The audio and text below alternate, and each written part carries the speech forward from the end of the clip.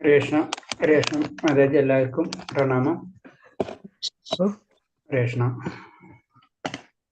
നമുക്ക് ആദ്യം പ്രാർത്ഥനയിലേക്ക് കിടക്കാം. അത് കഴിഞ്ഞിട്ട് ക്ലാസ്സിലേക്ക് പോവാം.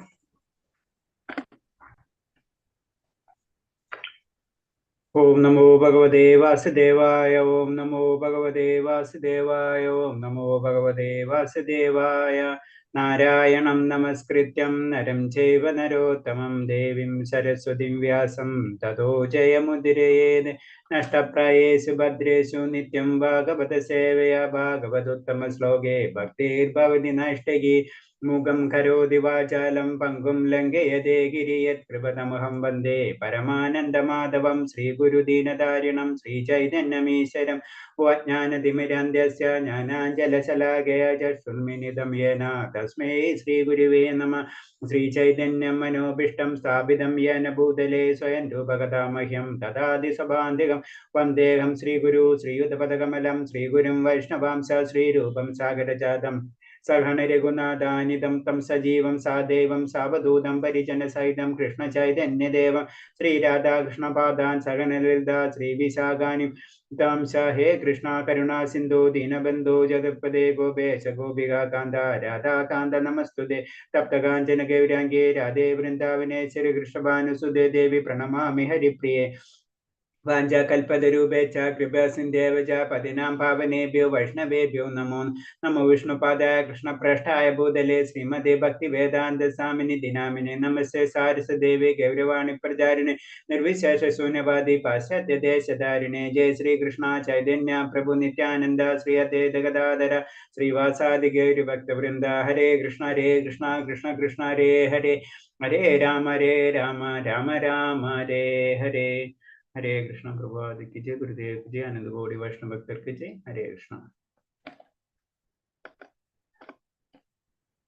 ഒന്ന് ഷെയർ ചെയ്തിട്ട് ഇന്നലെ ക്ലാസ് എടുത്തത് നമ്മള് എത്രയാ ശ്ലോകം എടുത്തത്? മൂന്നാമത്തെ അധ്യായല്ലേ? അതെ, മൂന്നാമത്തെ 40 വരെ എടുത്തിട്ടുള്ളൂ. 40 വരെ. ഇനി 2-3 ശ്ലോകങ്ങളും ബാക്കി ഉണ്ടായി അല്ലേ? അതങ്ങോട്ട് ഒന്ന് ക്ലിയർ ചെയ്തിട്ട് നമുക്ക് അടുത്തതിലേക്ക് കടക്കാം. നമുക്ക് ടൈമിങ്ങിന്റെ ഒരു ഇഷ്യൂ ഉള്ള കാരണം കൊണ്ടാണ് 40-41 അല്ലേ? അപ്പൊ ഞാൻ പറയുന്നത് മനസ്സിലാവുന്നുണ്ടെന്ന് വിചാരിക്കണം. നിങ്ങൾക്ക് എല്ലാവർക്കും എന്തെങ്കിലും ഉണ്ടെങ്കിൽ പറയണം. കാരണം എന്ന് വെച്ച് കഴിഞ്ഞാൽ ഞാനിങ്ങനെ ക്ലാസ് എടുത്ത് പോകും. അപ്പൊ നിങ്ങൾക്ക് മനസ്സിലാവുന്നുണ്ട്, അല്ലെങ്കിൽ സ്പീഡിന്റെ കാര്യമോ എന്തെങ്കിലും നെഗറ്റീവ് പോയിന്റ്സ് ഉണ്ടെങ്കിലും പറയാം, പോസിറ്റീവ് ഉണ്ടെങ്കിലും പറയാം. അതൊന്നും കുഴപ്പമുള്ള കാര്യമല്ല. കാരണം നമ്മൾ ഭഗവാന്റെ നാമം എല്ലാവരിലും എത്താം. കാരണം അതാണ് നമ്മുടെ ലക്ഷ്യം അല്ലേ? എല്ലാവരും അത് സത്സംഗം ഭഗവാന്റെ. നമ്മളെല്ലാവരും പതിതമായ ആത്മാക്കളാണ്. നമുക്കറിയില്ല എന്താ ശരി എന്താ തെറ്റുന്നവരെ. അജ്ഞാതാണല്ല നമ്മുടെ ജീവിതം തന്നെ.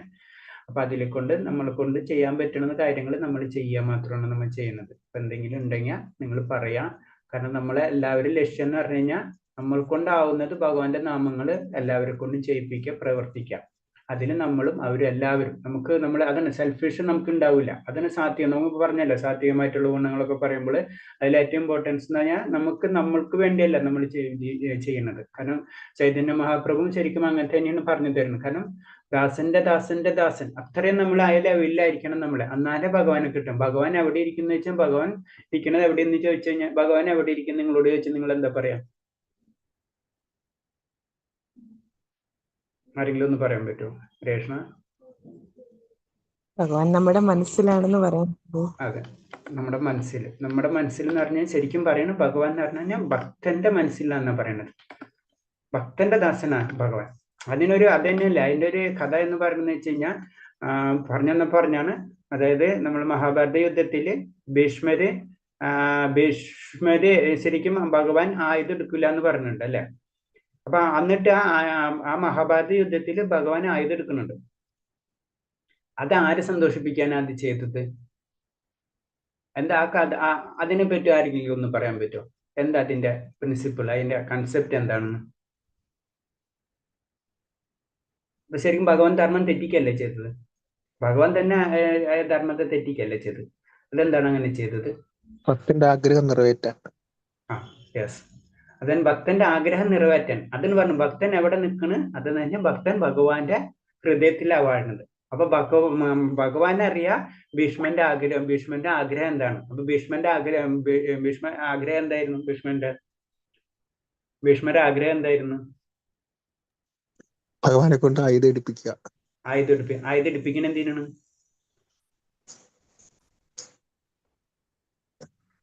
ആ ഭഗവാനെ കൊണ്ട് ആയുധം എടുപ്പിച്ചിട്ട് ഭീഷ്മർക്ക് എന്ത് കിട്ടാനാ?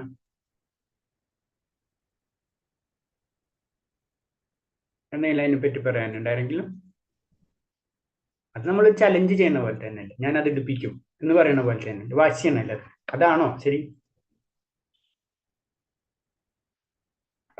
അത് പറയണെന്ന് വെച്ച് കഴിഞ്ഞാൽ ശരിക്കും ഭീഷ്മർ എന്ന് പറഞ്ഞാൽ ഭഗവാന്റെ ഭക്തൻ തന്നെയാണ്. ശരിക്കും അത്രയേ വലിയൊരു ഭക്തൻ തന്നെയാണ് ഭീഷ്മർ എന്ന് പറയുന്നത്. അപ്പോ ഭഗവാന്റെ പല രസങ്ങളുണ്ട്. ഭഗവാന്റെ അതിൽ പറഞ്ഞ വീരരസം, അങ്ങനത്തെ ഒരു രസമുണ്ട് ഭഗവാൻ. അത് കാണാൻ ശരിക്കും ഉള്ളില് ശരിക്കും ഭീഷ്മർ ആഗ്രഹിക്കുന്നുണ്ടായിരുന്നു. ആയ രസം അതാണ് ഭഗവാൻ. ശരിക്കും അതിനു വേണ്ടിയാണ് ശരിക്കും ഭഗവാൻ ആയുധം എടുത്തിട്ട് അത് കാണിക്കുന്നത്. ആ സമയത്താണ് പിന്നെ ഭീഷ്മര് അതില് ഭഗവാന്റെ മുന്നിൽ പ്രണമിക്കുന്നതും പിന്നുള്ള കാര്യങ്ങൾ അത് നടക്കുന്നത്. അതാണ് ഭഗവാൻ. അത് ഭഗവാൻ ഭക്തന് വേണ്ടി ഭഗവാന്റെ നിയമം തന്നെ ഭഗവാൻ തെറ്റിക്കുക ചെയ്യുന്നത്. അതാണ് ഭക്തനാവാന്ന് പറഞ്ഞത്. ഇത്ര എളുപ്പമുള്ള കാര്യമല്ല. അതിന് ഭക്തന്റെ ഭക്തൻ. നമ്മൾ ചൈതന്യ മഹാപ്രഭു അത്രയും ഇമ്പോർട്ടൻസ് ഉണ്ട് ഭക്തന്. അപ്പൊ ഞാനത് പറഞ്ഞു വന്നപ്പോ പറഞ്ഞാണ്. ഇനി നമുക്ക് ശ്ലോകത്തിലേക്ക് കടക്കാം. 41. തസ്മാദിന്ദ്രിയാണിദ്യോ നിയമോ ഭരതർഷഭാപാപ്നാനം പ്രജഹീഹേനം ജ്ഞാനവിജ്ഞാനനാശനം. അതുകൊണ്ട് ഭരതർഷഭ ആദ്യമായി തന്നെ ഇന്ദ്രിയങ്ങളെ നിയന്ത്രിച്ച് ഈ പാപമുദ്രയായ കാമത്തെ മുരടിപ്പിക്കുക. ജ്ഞാനത്തെയും ആത്മസാക്ഷാത്കാരത്തെയും ഇല്ലാതാക്കുന്ന ഈ കാമത്തെ നശിപ്പിക്കുക. അപ്പൊ ആദ്യം പറയണത് എന്താണ്?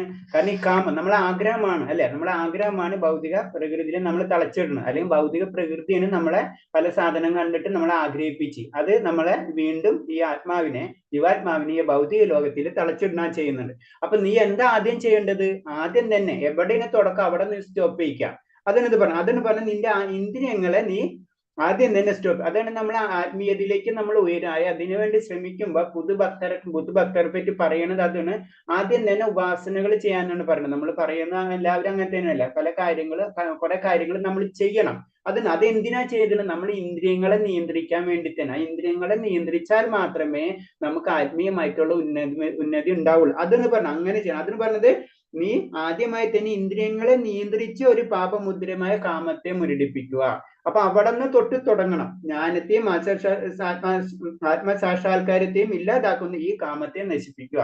ഈ കാമം എന്ന് പറഞ്ഞത് ഈ ആത്മസാക്ഷാത്കാരത്തിനെ സ്റ്റോപ്പ് ചെയ്യുന്ന സാധനമാണ്. ഈ കാമം എന്ന് പറഞ്ഞത് ഭൗതികതയിലുള്ളതാണ്. അത് ഭൗതികത എന്ന് പറഞ്ഞത് കാമമാണ്. പ്രേമം എന്നുള്ളത് ആത്മീയതയിലുള്ളതാണ്. പ്രേമം ശരിക്കും ഭൗതികതയിലേക്ക് കടക്കുമ്പോഴാണ് അത് കാമമായിട്ട് മാറുന്നത്. അപ്പൊ കാമത്തെ നശിപ്പിക്കുക, അതായത് ഇന്ദ്രിയങ്ങളെ നമ്മൾ കൺട്രോൾ ചെയ്ത് കാമത്തെ നമ്മൾ സ്റ്റോപ്പ് ചെയ്യണം. അതിന് ഇതിന്റെ ഫസ്റ്റ് സ്റ്റെപ്പ് എന്ന് പറയുന്നത്. അപ്പൊ നമ്മൾ അതിൽ പറയുന്ന പോയിന്റ്സുകൾ ഇപ്പൊ അത് ആദ്യത്തെ പോയിന്റ് പറഞ്ഞു. ആത്മാവ് ശരീരമല്ലെന്ന് ഗ്രഹിക്കലാണ് ജ്ഞാനം. വിജ്ഞാനം ആത്മാവിനെ കുറിച്ചുള്ള സവിശേഷ ജ്ഞാനവും. അപ്പൊ രണ്ട് കാര്യമാണ് പറഞ്ഞു. നമ്മളെ മനസ്സിലാക്കേണ്ട ആദ്യത്തെ പോയിന്റ്സ് എന്ന് പറഞ്ഞാൽ നമ്മുടെ ശരീരമല്ല, ഞാൻ ശരീരമല്ല, ഞാൻ ആത്മാവ് എന്നുള്ള ചിന്താഗതി നമുക്ക് ഉണ്ടായിരിക്കണം. ഈ ശരീരമാണ് ഈ ഭൗതിക പ്രകൃതിയായിട്ട് ബന്ധമുള്ളതും ആത്മാവ് എന്ന് പറഞ്ഞാൽ ഭൗതിക പ്രകൃതിയായിട്ട് ബന്ധമില്ലാത്തതുമാണ്, ആത്മീയമാണ്. ആത്മീയവും ഭൗതികവും തമ്മിൽ ഒരിക്കലും കണക്ഷൻ ഉണ്ടാവില്ല. അതിന് നമ്മുടെ ശരീരത്തിൽ ആത്മാവ് എവിടെയെന്ന് ചോദിച്ചു കഴിഞ്ഞാൽ ശരിക്കും ആത്മാവ് ഭൗതികതയായിട്ട് നമ്മുടെ ശരീരമായിട്ട് തന്നെ ടച്ച് ഇല്ല. കാരണം അത് ടച്ച് ആവില്ല, അത് ആത്മീയതയാണ്. പലപ്പോഴും ഞാൻ പല ക്ലാസ്സിലും പറഞ്ഞു. കാരണം എന്ന് വെച്ച് കഴിഞ്ഞാൽ പെട്രോളും നമ്മൾ വെള്ളം പോലെയാണ്, അത് രണ്ടും തമ്മിൽ ഒരിക്കലും ടച്ച് ആവില്ല എന്ന് പറഞ്ഞ പോലെ ആത്മീയവും ഭൗതികം തമ്മിൽ രണ്ട് ലോകമാണ്, രണ്ട് കൺസെപ്റ്റാണ്, എല്ലാതും രണ്ടാണ്. പക്ഷെ അത് കാരണം കൊണ്ട് ശരീരത്തിൽ വന്നു കഴിഞ്ഞാൽ ശരീരത്തിൽ ഒരിക്കലും ആത്മാവ് ടച്ച് ആവില്ല. അതിന്റെ പ്രത്യേകത. കാരണം നമ്മളിപ്പോ ഭൗതികമായിട്ട് പറഞ്ഞത് കമ്പ്യൂട്ടറും സോഫ്റ്റ്വെയറിനുള്ള സോഫ്റ്റ്വെയർ അതിലുണ്ട്, പക്ഷെ സോഫ്റ്റ്വെയർ ആണോ ഹാർഡ്വെയർ അല്ല, രണ്ടാണ്. എന്ന് പറഞ്ഞ പോലെ തന്നെ ആത്മാവ് എന്ന് പറഞ്ഞത് ശരീരമായിട്ട് ടച്ച്, പക്ഷെ ആത്മാവാണ് എല്ലാം കൺട്രോൾ ചെയ്യുന്നത്. അതെ, അതുപോലെ തന്നെയാണ് നമ്മൾ മനസ്സിലാക്കേണ്ടത്. പിന്നെന്താ? വിജ്ഞാനം, ആത്മാവിനെ കുറിച്ചുള്ള സവിശേഷമായ ജ്ഞാനം. അപ്പൊ ജ്ഞാനം എന്ന് പറഞ്ഞത് ശരീരമല്ല ആത്മാവ്, അത് തമ്മിലുള്ള ഡിഫറൻസ്. അതിനെപ്പറ്റി ഡീറ്റെയിൽ ആത്മാവിനെ പറ്റി കൂടുതൽ നമ്മൾ പറയുമ്പോഴാണ് നമ്മൾ വിജ്ഞാനം എന്ന് പറയുന്നത്. ആത്മാവിനെയും പരമാത്മാവിനെ കുറിച്ചുള്ള അറിവ് ആശ്ചര്യവും അതിരഹസ്യവുമാണ്. അപ്പൊ നമുക്ക് അത് മനസ്സിലാവില്ല. ആത്മാവും അതുപോലെ തന്നെ പരമാത്മാവും അതിന്റെ അറിവ് എന്ന് പറഞ്ഞ അത്ര ആശ്ചര്യവും അതിരഹസ്യമാണെന്ന് പറഞ്ഞത്. അത് നമ്മൾ പറഞ്ഞു ജ്ഞാനികൾ എന്നൊക്കെ പറയുമ്പോൾ അവർക്ക് വരായികളൊക്കെ മനസ്സിലാക്കാൻ കഴിയും. അതാണ് ഞാനെന്ന് പറയുന്നത്. ഈ ആത്മാവുണ്ടെന്ന് എന്റെ കർമ്മബലങ്ങൾക്കനുസരിച്ചാണ് ഞാൻ ഈ ലോകത്ത് വന്നതെന്ന് അതിന്റെ കാരണങ്ങൾ ഇനി ഉണ്ട്. അതാണ് ജഡഭരതന്റെ കഥ പറയുന്നത്. ജഡഭരതന്റെ കഥ പറയുന്നത് അതിൽ പറഞ്ഞതെന്ന് വെച്ചാൽ ജഡഭരതൻ അറിയാം ഈ ജന്മത്തിൽ, കഴിഞ്ഞ ജന്മത്തിൽ പ്രശ്നങ്ങൾ കാരണം കൊണ്ടാണ് ഈ ജന്മത്തിൽ വന്നത്. അത് കാരണം കൊണ്ട് ചെറിയ പ്രാണികൾ ഉപദ്രവിക്കാനായി ജഡഭരതൻ ശ്രമിക്കുന്നില്ല. കാരണം എന്താ വെച്ച് കഴിഞ്ഞാൽ അത് ചെയ്ത് എനിക്ക് പാപം കിട്ടും. അതാണ് ഞാനെന്ന് പറഞ്ഞത്. അതാണ് നമ്മൾ അറിയേണ്ടത്. അതാണ് പറഞ്ഞത് അത് അതീവ രഹസ്യവും ആശ്ചര്യകരവുമാണെന്ന് പറയുന്നത്. ഭഗവത് ദംശങ്ങളാ ജീവാത്മാക്കൾ അവിടുത്തെ സേവനം മാത്രമാണ് അവരുടെ ചുമതല. ഈ ബോധമാണ് കൃഷ്ണബോധം. കാരണം നമുക്ക് ആ പരമമായ ആനന്ദം കിട്ടണം എന്ന് വെച്ച് കഴിഞ്ഞാൽ ഭഗവാനായിട്ട് കണക്ട് ചെയ്തിരിക്കണം. അല്ലാത്തോടത്തോളം കാലം നമുക്ക് ഭഗവാന്റെ പരമമായ ആനന്ദം കിട്ടില്ല. അതിന് പറഞ്ഞ ആ സേവനം എന്നുകൊണ്ട് ഉദ്ദേശിക്കുന്നത് നമ്മളെല്ലാവരും അന്വേഷിക്കണം എന്താണ് ആനന്ദം, അല്ലെ? നമ്മൾ ഭൗതിക പ്രകൃതിയിൽ നമ്മൾ ചിന്തിക്കണം, പ്രവർത്തിക്കണം, എന്താണ് നമുക്ക് സന്തോഷം കിട്ടാൻ വേണ്ടിയാണ് നമ്മൾ ചെയ്യണം. അൾട്ടിമേറ്റ് സന്തോഷമാണ്. അപ്പൊ അത് ഇവിടെ കിട്ടില്ല. അതിന് വേണ്ടിയിട്ടുള്ള അന്വേഷണം ആത്മാവ് ചെയ്തുകൊണ്ടിരിക്കണം. അത് കിട്ടുന്നത് എപ്പോഴും ഭഗവാന്റെ സന്നിധിയിൽ അല്ലെങ്കിൽ ഭഗവാനായിട്ട് കണക്ട് ചെയ്യുമ്പോൾ ആ ആനന്ദത്തിന്, ആ പരമാനന്ദിലേക്ക് നമുക്ക് കിട്ടുള്ളൂ. അതാണ് ആയ അവബോധമാണ് ശരിക്കും കൃഷ്ണാവബോധം എന്ന് പറയുന്നത്. നമുക്കത് മനസ്സിലായി അതിനനുസരിച്ച് നമ്മൾ പ്രവർത്തിക്കുമ്പോൾ നമുക്ക് ആ കൃഷ്ണാവബോധത്തിലേക്ക് നമ്മൾ കടന്നു. കൃഷ്ണബോധത്തോടെ ഇന്ദ്രിയങ്ങൾ നിയന്ത്രിച്ച് കൃഷ്ണന്റെ സേവനത്തിൽ ഏർപ്പെടുകയാണെങ്കിൽ കാമത്തെ ദൈവപ്രേമമാക്കി മാറ്റാൻ കഴിയും. അപ്പൊ ഈ കാമം എന്ന് പറയുന്നത് തന്നെ ശരിക്കും പറഞ്ഞു കഴിഞ്ഞാൽ ഇൻഡയറക്റ്റ് ആയിട്ട് പ്രേമത്തിന്റെ തന്നെ ഒരു സെക്ഷനാണ്. പക്ഷെ അത് ഭൗതിയിലേക്ക് കടന്നു കഴിഞ്ഞാൽ കാമമായി മാറും. ഈ കാമത്തെയാണ് നമ്മൾ എന്ത് ചെയ്യേണ്ടത്? അത് പ്രേമമാക്കി മാറ്റേണ്ടത്. അതായത് നമ്മുടെ ഇന്ദ്രിയങ്ങളെ മുഴുവനും നമ്മുടെ ഇഷ്ടത്തിന് വിടാണ്ട് അതിനെ നമ്മൾ ഭഗവാന്റെ കാര്യങ്ങളിലേക്ക് നമ്മൾ കണക്ട് ചെയ്യണം. അങ്ങനെ കണക്ട് ചെയ്യുമ്പോൾ നമുക്ക്, കാരണം നമ്മൾ പറഞ്ഞിട്ടുണ്ട് ഭൗതികതയിലുള്ള പ്രോബ്ലം എന്ന് വെച്ച് കഴിഞ്ഞാൽ നമുക്ക് എപ്പോഴും വിരക്തി നമുക്ക് വളരെ ബുദ്ധിമുട്ടായിരിക്കും. ആസക്തിയാണ് നമുക്ക് ഏറ്റവും എളുപ്പം. അപ്പൊ അത് കാരണം ആ ആസക്തിയിൽ കൂടെ കിടക്കണം. ആസക്തി എന്ന് പറഞ്ഞപ്പോൾ കണ്ണ് കാണാൻ എപ്പോഴും ആഗ്രഹിക്കുന്നത്, നമ്മളെ കാതും കർമ്മ കേൾവിക്ക് വേണ്ടിയിട്ടുള്ളതാണ്, അല്ലെ? അപ്പൊ അതിന്റെ സൗകര്യങ്ങൾ ചെയ്തു കൊടുക്കുക. അതിന് കീർത്തനായാലും സ്മരണായാലും ശ്രവണത്തിനൊക്കെ നമ്മൾ ഇമ്പോർട്ടൻസ് കൊടുക്കണം. ആ ഇമ്പോർട്ടൻസ് കൊടുക്കുന്ന പറഞ്ഞാൽ അത് ഭഗവാന്റെ കാര്യങ്ങളിലേക്ക് നമ്മൾ ഉപയോഗിക്കണം. അപ്പോഴെന്താ കാമം നമ്മളെ പ്രേമമായിട്ട് മാറും. അപ്പൊ അങ്ങനെയാണ് നമ്മൾ ഡൈവേർട്ട് ചെയ്തെടുക്കണം. അപ്പൊ നിയന്ത്രിക്കുക എന്ന് പറഞ്ഞു കഴിഞ്ഞാൽ വളരെ ബുദ്ധിമുട്ടുള്ള കാര്യമാണ്. അത് നിയന്ത്രിക്കുക തന്നെ വേണം. ശരിക്കും അത് നിയന്ത്രിക്കുന്ന രീതി നമ്മൾ മാറ്റണം. അല്ലെങ്കിൽ നമുക്ക് അത് ചെയ്യാൻ പറ്റില്ല എന്നല്ല പറയുന്നത്, അഭ്യാസായ കൗന്ദയ എന്നല്ല പറയുന്നത്. അത് അഭ്യാസത്തിലൂടെ നമുക്കത് ചെയ്തെടുക്കാൻ പറ്റും. പക്ഷെ അത് സാധാരണ ജനങ്ങൾക്ക് വളരെയധികം ബുദ്ധിമുട്ടുള്ളത് കാരണമാണ്. അത് കാരണമാണ് ഭക്തിയുത സേവനം അല്ലെങ്കിൽ ഭക്തി മാർഗത്തിൽ കൂടിയേ നമുക്കത് വളരെ ഈസി ആയിട്ട് ചെയ്യാൻ കഴിയും. അതാണ് അതിന്റെ പ്രത്യേകത. അടുത്ത ശ്ലോകം. ഇന്ദ്രിയാണി പര്യണ്യാഹു ഇന്ദ്രിയേഭി പരം മനസ്തു പരം ബുദ്ധിർയോ ബുദ്ധോ പരതസ്തു സാം. ജഡപദാർത്ഥങ്ങൾക്കാൾ ഉത്കൃഷ്ടമാണ് കർമ്മേന്ദ്രിയങ്ങൾ. മനസ്സ് ഇന്ദ്രിയേക്കാൾ ശ്രേഷ്ഠമാണ്. ബുദ്ധി മനസ്സിനെയും കടന്നു നിൽക്കുക. ആത്മാവ് ബുദ്ധിയേക്കാൾ ഉന്നതാണ്. അപ്പൊ നമ്മൾ അത് മനസ്സിലാക്കണം. ആത്മാവ് ആണ് ഏറ്റവും ടോപ്പ്. അതാണ് ശരിക്കും ഭഗവാന്റെ അംശം എന്ന് പറയും. ബാക്കി എല്ലാതും അതിന്റെ ചുറ്റുപാടിട്ടുള്ള അല്ലെങ്കിൽ സൂക്ഷ്മ ശരീരം എന്ന് പറയാം, അതിന്റെ ചുറ്റുപാടുമായിട്ടുള്ള ആ ഒരു അവബോധം മാത്രമാണ് അതിൽ നിലനിൽക്കുന്നത്. ആത്മാവാണ് ശരിക്കും ആ പരിശുദ്ധമായിട്ടുള്ളത്. അതാണ് ആ ആത്മാവിന് കർമ്മമില്ല, കർമ്മ ഏൽക്കണില്ല എന്നൊക്കെ പറഞ്ഞത്. അത് ഭഗവാന്റെ അംശം തന്നെയാണ്. അപ്പൊ ആ അംശത്തിന് ഭഗവാന്റെ തന്നെ രൂപമായിരിക്കും. അതാണ് ആ സ്വരൂപം എന്ന് പറയുന്നത്. ഭഗവാന്റെ അതാണ് ആത്മീയലേത്. നമ്മൾ ആത്മീയ ലോകത്തിലേക്ക് കടന്നു കഴിഞ്ഞു കഴിഞ്ഞാൽ നമുക്ക് ആ സ്വരൂപം തിരിച്ചു കിട്ടുക ചെയ്യണം. നമ്മള് ഇപ്പൊ പറയില്ല, ചില സ്ഥലത്ത് നമ്മൾ ഹിമാലയത്തിലായി സ്ഥലത്ത് തണുപ്പുള്ള സ്ഥലത്ത് പോയി കഴിഞ്ഞാൽ നമുക്ക് ഓരോ ഡ്രസ്സ് വാരിയിടും, അല്ലെ? അത് കഴിഞ്ഞാൽ അവിടെ പോയി തിരിച്ചു വരുമ്പോൾ നമ്മൾ ആ ഡ്രസ്സൊക്കെ കളഞ്ഞിട്ട് വരും. അതാണ് ശരീരം, നമ്മളെ ആത്മീയ ശരീരം എന്ന് പറഞ്ഞത് അതാണ് നമ്മളെ സ്വരൂപം. അത് ആത്മീയ ലോകത്തിലേക്ക് കിട്ടുമ്പോൾ തിരിച്ചു കിട്ടുക ചെയ്യാം. അങ്ങനെ തിരിച്ചു കിട്ടുമ്പോഴാണ് ശരിക്കും ഭഗവാനായിട്ട് നമ്മൾ കണക്ട് ചെയ്യണത്. അതാണ് പറഞ്ഞത്. അപ്പൊ ഇതിൽ പറഞ്ഞ പോയിന്റ്സ് എന്തെന്ന് വെച്ച് കഴിഞ്ഞാൽ നമ്മളിപ്പോ ഈ ഒരു പോയിന്റ്സ് ശ്രദ്ധിച്ചാൽ അറിയാം. ശരീരം, ഇന്ദ്രിയങ്ങൾ, മനസ്സ്, ബുദ്ധി, ആത്മാവ്, ഇങ്ങനെയാണ് അതിന്റെ ഡയറക്ഷൻ വരും. ഇതിന്റെ അപ്പുറത്ത് ഒരെണ്ണം കൂടെ ഉണ്ട് ശരിക്കും, പ്രകൃതിയുടെ ത്രിഗുണങ്ങൾ. അതും കൂടെ ഇതിൽ പോയിന്റ്, അത് പിന്നീട് വരുമ്പോൾ നമുക്ക് മനസ്സിലാവും. അപ്പൊ ഈ ത്രിഗുണങ്ങള്, ഇന്ദ്രിയങ്ങള്, മനസ്സ്, ബുദ്ധി, ആത്മാവ്, ഇങ്ങനെയാണ് പോണത്. അപ്പൊ ശരിക്കും ആത്മാവാണ് ഇതിനെല്ലാം കൺട്രോൾ ചെയ്യേണ്ടത്. പക്ഷെ തിരിച്ച് ഓപ്പോസിറ്റിലേക്കാണ് നടക്കുന്നത്. അതാണ് നമ്മളെ ആത്മാവ്. നമ്മളെ തന്നെ വെച്ചിട്ട് നമ്മൾ ഈ ഇന്ദ്രിയങ്ങളെ നിയന്ത്രിക്കണം. അല്ല, ഇന്ദ്രിയങ്ങളെ നിയന്ത്രിച്ചിട്ടില്ലെങ്കിൽ എന്താ, മനസ്സ് ഇന്ദ്രിയത്തിന്റെ പിറകെ പോകും. മനസ്സ് ഇന്ദ്രിയത്തിന് പിറകെ ബുദ്ധി മനസ്സിന് വേണ്ടി പ്രവർത്തിക്കും. ആത്മാവ് വിചാരിക്കും അതാണ് ശരിയെന്ന് വെച്ചിട്ട് ഇന്ദ്രിയത്തിന്റെ പിറകെ ആത്മാവ് പോകും. അതാണ്. അപ്പൊ അതിനോട് താതാത്മ്യമായി തീരാണ് ശരിക്കും. അതാണ് നമ്മൾ ഇന്ദ്രിയങ്ങളുടെ പിറകെ നമ്മൾ പോവാണ്. നമുക്ക് സത്യം ഏതാണെന്ന് അറിയില്ല. അപ്പൊ ഇന്ദ്രിയങ്ങൾ പറയുന്നതാണ്, ഇന്ദ്രിയങ്ങൾ കാണുന്നതാണ് ശരി.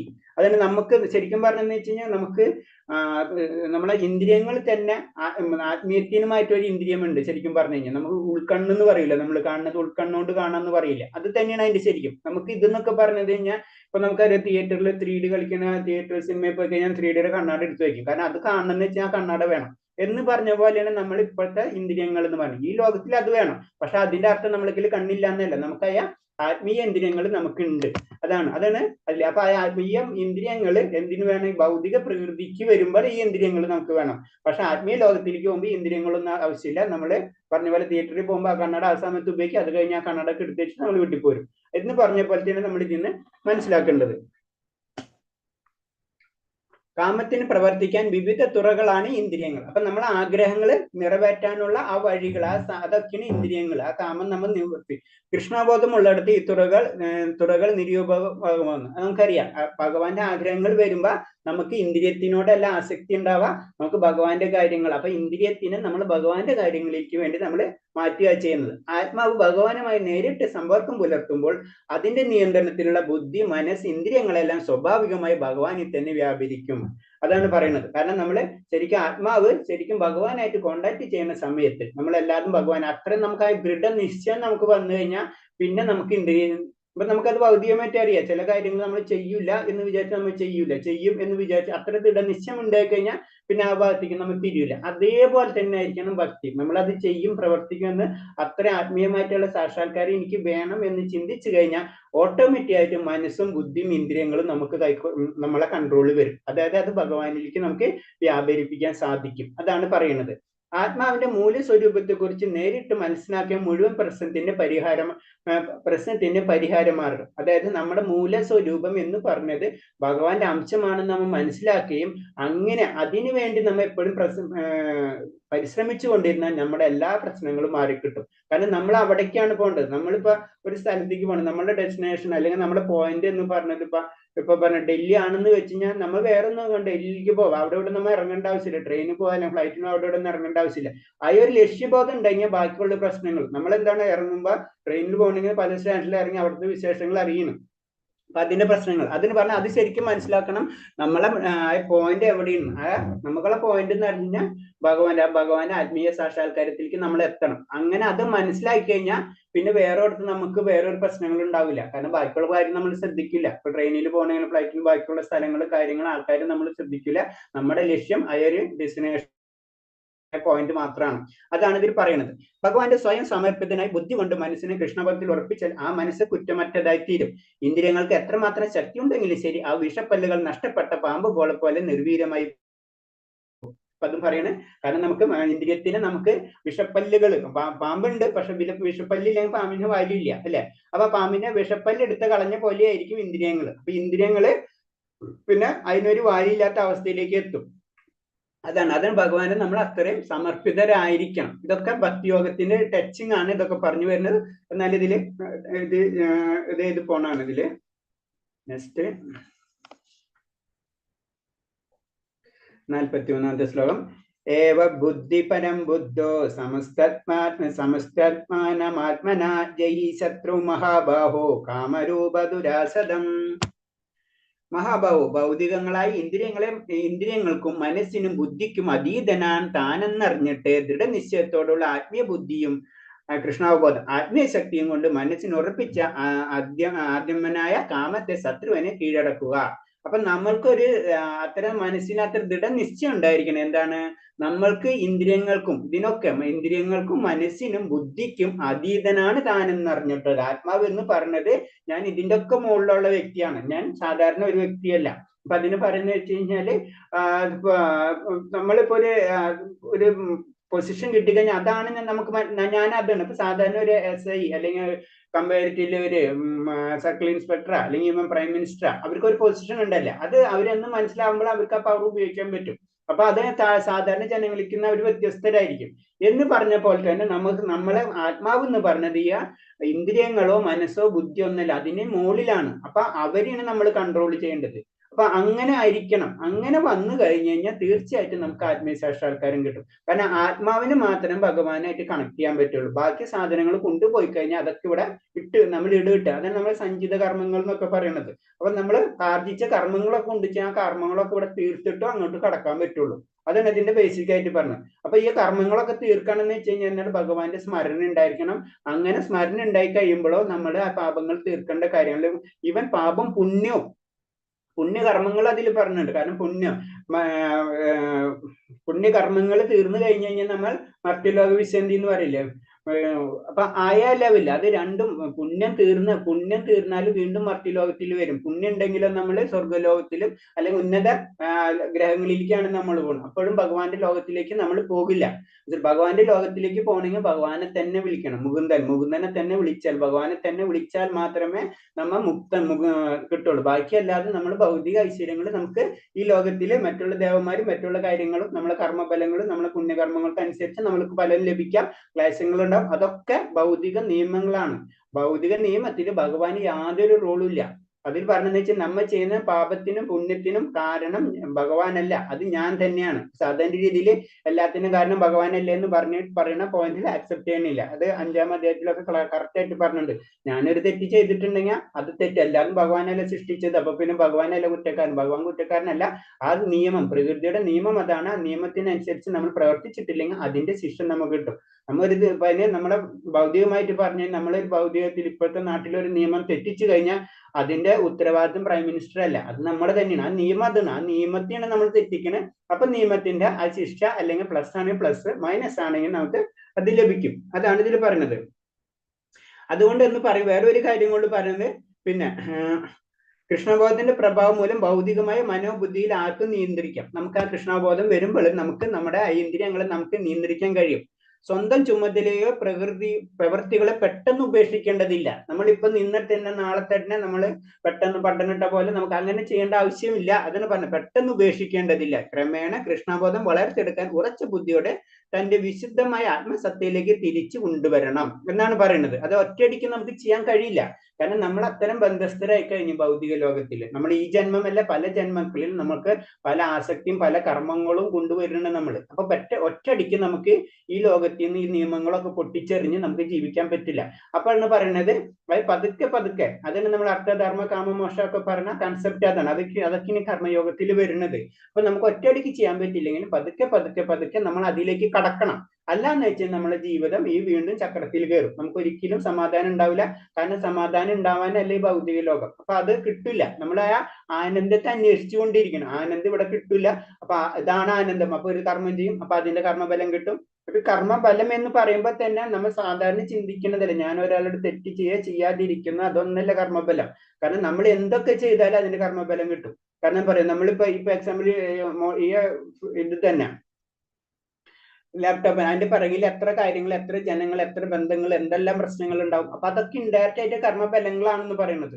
ശരിക്കും പ്രഭാതസ്വാമി പറയണത് തന്നെ, നമുക്ക് ജീവിക്കണമെങ്കിൽ വളരെ കുറച്ച് കാര്യങ്ങൾ ആവശ്യമുള്ളൂ അല്ലെ. നമുക്കറിയാം വലിയ വലിയ ആചാര്യന്മാര് അവരുടെ ജീവിതം കണ്ടു നോക്കിയാൽ അറിയാം, അവരെല്ലാ കാര്യങ്ങളും വളരെ ലിമിറ്റഡ് ആയിട്ടാണ് അവർ ചെയ്യുന്നത്. അത്രയും കർമ്മബന്ധങ്ങൾ അവർക്ക് സ്റ്റോപ്പ് ചെയ്യാൻ വേണ്ടിയാണ്.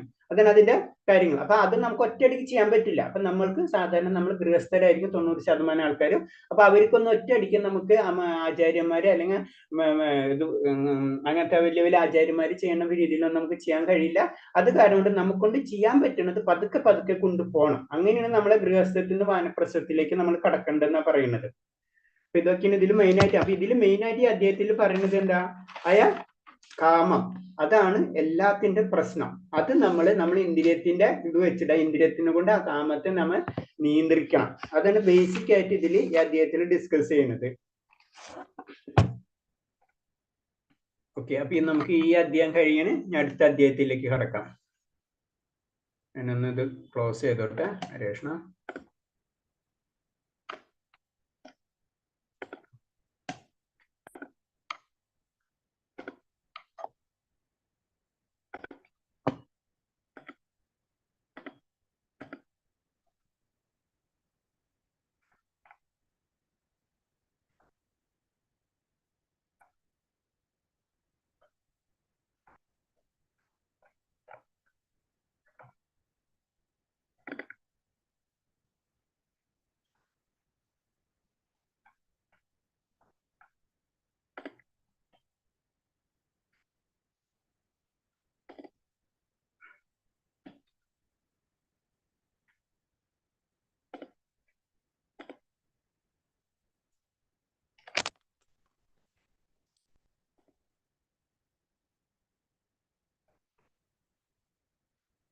നമുക്ക് ഇനി അടുത്ത അധ്യായം. ഇപ്പൊ ഇതിൽ കർമ്മയോഗം കഴിഞ്ഞ അധ്യായം കർമ്മയോഗം, മൂന്നാം അധ്യായത്തിൽ കർമ്മയോഗം എന്ന് പറയുമ്പോൾ നമ്മൾ എല്ലാ കാര്യങ്ങളും ഭഗവാനെ സമർപ്പിച്ചിട്ട് ചെയ്യണം.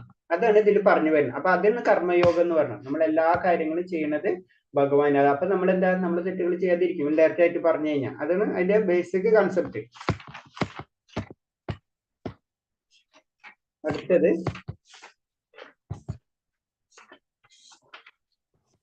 അതീന്ദ്രിയ ജ്ഞാനം.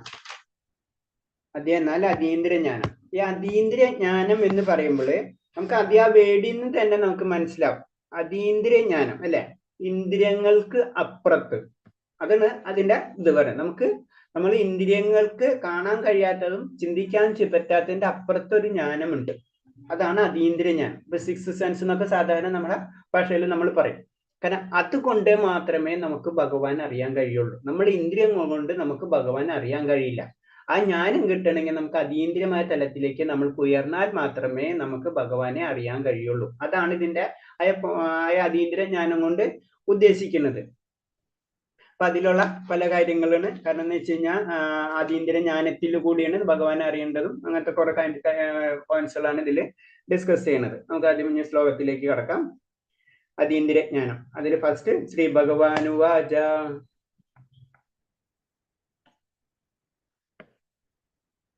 ഇമം വിവസദേ യോഗം പ്രോക്തവാനഹമം അവ്യയം വിവസാമനവേ പ്രോഹ മനുഷ്യരിഷാഗവേ അബ്രവീത്. ഭഗവാൻ ശ്രീകൃഷ്ണൻ പറഞ്ഞു, സനാതനമായ ഈ യോഗത്തെ പണ്ട് ഞാൻ സൂര്യദേവനായ വിവസ്വാൻ ഉപദേശിച്ചു.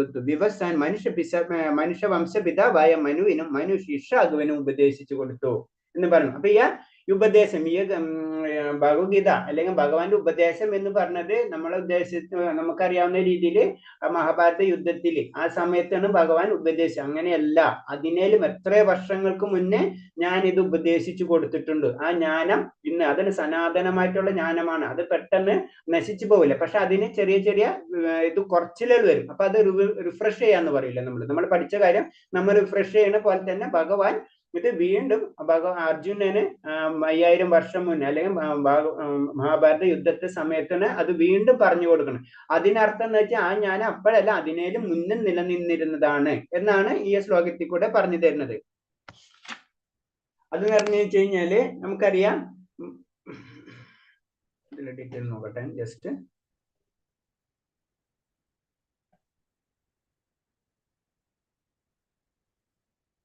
ഓക്കെ, അപ്പൊ ഇതിൽ പറയണെന്ന് വെച്ച് കഴിഞ്ഞാൽ സനാതനമയ യോഗം ഞാൻ സൂര്യദേവനായി വിവസ്വാൻ ഉപദേശിച്ചു കൊടുത്തു എന്നാ. വിവസ്വാൻ, അപ്പൊ നമുക്കറിയാം സൂര്യദേവൻ എന്ന് പറയുമ്പോൾ പെർമനന്റ് ആയിട്ടുള്ള ഒരു പൊസിഷൻ അല്ല, അവർക്കൊരു പൊസിഷൻസ് എന്നുള്ളത്. ഇപ്പൊ നമ്മൾ പ്രധാനമന്ത്രിമാർ ഇപ്പൊ നരേന്ദ്രമോദി അല്ലെ. അപ്പൊ അതേപോലെ തന്നെ സൂര്യദേവൻ അതായത് പ്രധാനമന്ത്രി, വിവസ്വാൻ അതായത് നരേന്ദ്രമോദി. നമ്മൾ അങ്ങനെയാണ് മനസ്സിലാക്കേണ്ടത്. ആ പൊസിഷനാണ് സൂര്യദേവൻ. അപ്പൊ ആ വ്യക്തിയുടെ പേരാണ് വിവസ്വാൻ. ആ വിവസ്വാനാണ് ഞാൻ ഉപദേശിച്ചു കൊടുത്തിരുന്നു. വിവസ്വാൻ വംശപിതാവായ മനുവും, അപ്പൊ വിവസ്വാൻ മനുഷ്യപിതാവായ മനുവിലേക്ക് ആദ്യം പിന്നെ ഉപദേശിച്ചു കൊടുത്തു, ഇഷാഗുവിനും ഉപദേശിച്ചു കൊടുത്തു എന്നാ പറയുന്നത്. അങ്ങനെയാണ് അത് പോണത്. അപ്പൊ ഇവര് ആ ബന്ധം ഒന്നും കൂടെ പറയണെന്ന് വെച്ച് കഴിഞ്ഞാൽ ഭഗവാനുമായിട്ടുള്ള ഈ ബന്ധത്തിന്റെ ഈ ശാസ്ത്രം ത്രേതായുഗ ആരംഭത്തിൽ വിവസ്വാൻ മനുവിന് നൽകി. അതായത് ത്രേതായുഗത്തിന്റെ ആരംഭത്തിൽ നമുക്കറിയാം സത്യയുഗം, ത്രേതായുഗം, പിന്നെ ദ്വാപരയുഗം, പിന്നെ കലിയുഗം. അപ്പൊ ദ്വാപരയുഗത്തിന്റെ സ്റ്റാർട്ടിങ്ങിൽ തന്നെ ത്രേതായുഗത്തിന്റെ ആരംഭത്തിൽ വിവസ്വാൻ മനുവിന് നൽകി. മനു പിന്നെ ആർക്ക് നൽകി? സ്വന്തം പുത്രനായ ഇഷാകുവിന് നൽകി. പിന്നെ ഇഷാകനും ബാമഗ്രഹത്തിൽ രാജാവും ശ്രീരാമചന്ദ്രൻ പിറന്ന രഘുവംശത്തിൽ പൂർവികനായിരുന്നു ഇഷാകു. അപ്പൊ ശ്രീരാമചന്ദ്രമൂർത്തിയുടെ ആ പൂർവികനാണ് ശരിക്കും ഇഷാകു. അങ്ങനെ ഇഷാകു മഹാരാജാവിന്റെ കാലം മുതൽക്ക് തന്നെ ഭഗവത മനുഷ്യ സമൂഹത്തിൽ നിലനിന്നിരുന്നു. അതാണ് പറഞ്ഞത്, അതിന് ഇഷാകുവിനെ ഞാൻ ഉപദേശിച്ചു കൊടുക്കുന്നു. അത് അപ്പൊ ഭഗവത്ഗീത ഇപ്പോഴൊന്നും ഉപദേശിച്ചിട്ട കാര്യമല്ല, അത് വളരെ കാലം മുന്നേ തന്നെ അത് ഉപദേശിച്ചു കൊടുത്തിരുന്നു എന്നാണ് പറയുന്നത്. അത് വിവസ്വാൻ എന്ന് പറയുമ്പോൾ നമ്മൾ ഉദ്ദേശിക്കേണ്ടത് തന്നെ സൂര്യദേവൻ എന്ന് പറഞ്ഞ ഒരു പൊസിഷനാണ്. വിവസ്വാൻ എന്ന് പറഞ്ഞിട്ടുള്ള ഒരു പേരായിരുന്നു അന്ന് സൂര്യദേവൻ ഉണ്ടായിരുന്നത്. അപ്പൊ അതാണ് വിവസ്വാന് ഞാൻ ഉപദേശിച്ചു കൊടുത്തു എന്ന് പറയുന്നത്.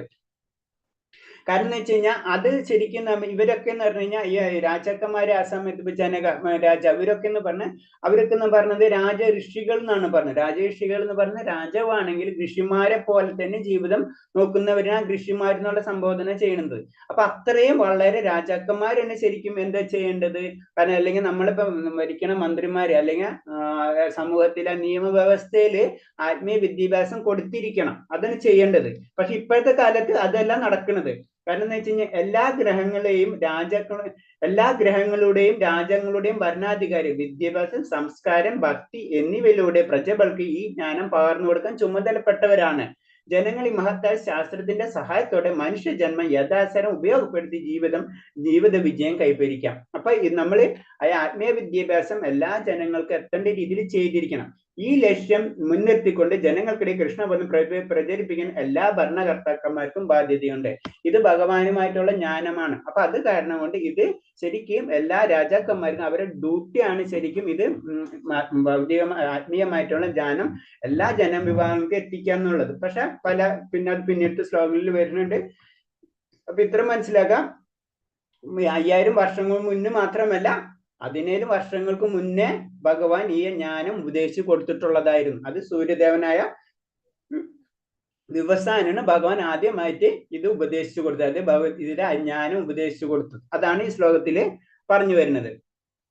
പിന്നെ അതിന്റെ ഒരു ഏകദേശം കാലഘട്ടത്ത് പറഞ്ഞു നമുക്കറിയാം 4 യുഗങ്ങൾ ഉണ്ടെന്ന് പറയാം. 4 യുഗങ്ങൾ വരുമ്പോൾ ഫസ്റ്റ് നമ്മൾ സിമ്പിൾ ആയിട്ട് പറയുമ്പോൾ കലിയുഗം തൊട്ട് പറയണെങ്കിൽ കലിയുഗത്തില് 4,32,000 വർഷമുണ്ട്. കലിയുഗം തന്നെ 4,32,000 വർഷമാണ്. അതിന്റെ ഏകദേശം ഇരട്ടിയാണ് ശരിക്കും ദ്വാപരയുഗം. 8,64,000 ശരിക്കും. അത് ഒരു പെട്ടെന്ന് മനസ്സിലാക്കാൻ വേണ്ടി 8 ലക്ഷം എഴുതിയത്. ദ്വാപരയുഗം എന്ന് പറഞ്ഞത് കലിയുഗത്തിന്റെ ഇരട്ടിയാണ് ദ്വാപരയുഗം. അതേപോലെ തന്നെ കലിയുഗത്തിന്റെ 3 ഇരട്ടിയാണ് ത്രേതായുഗം. അതും 12, അതായത് 33 ലക്ഷത്തോളം വരും അത് ശരിക്കും. അപ്പൊ അങ്ങനെയാണ് വരുന്നത്. പിന്നെ വരുന്ന സത്യയുഗം, അത് കലിയുഗത്തിന്റെ തന്നെ അടുത്ത 4 ഇരട്ടി. അപ്പൊ 4,32,000 ഇൻറ്റു 4, അതാണ് ത്രേതായുഗം വരുന്നത്.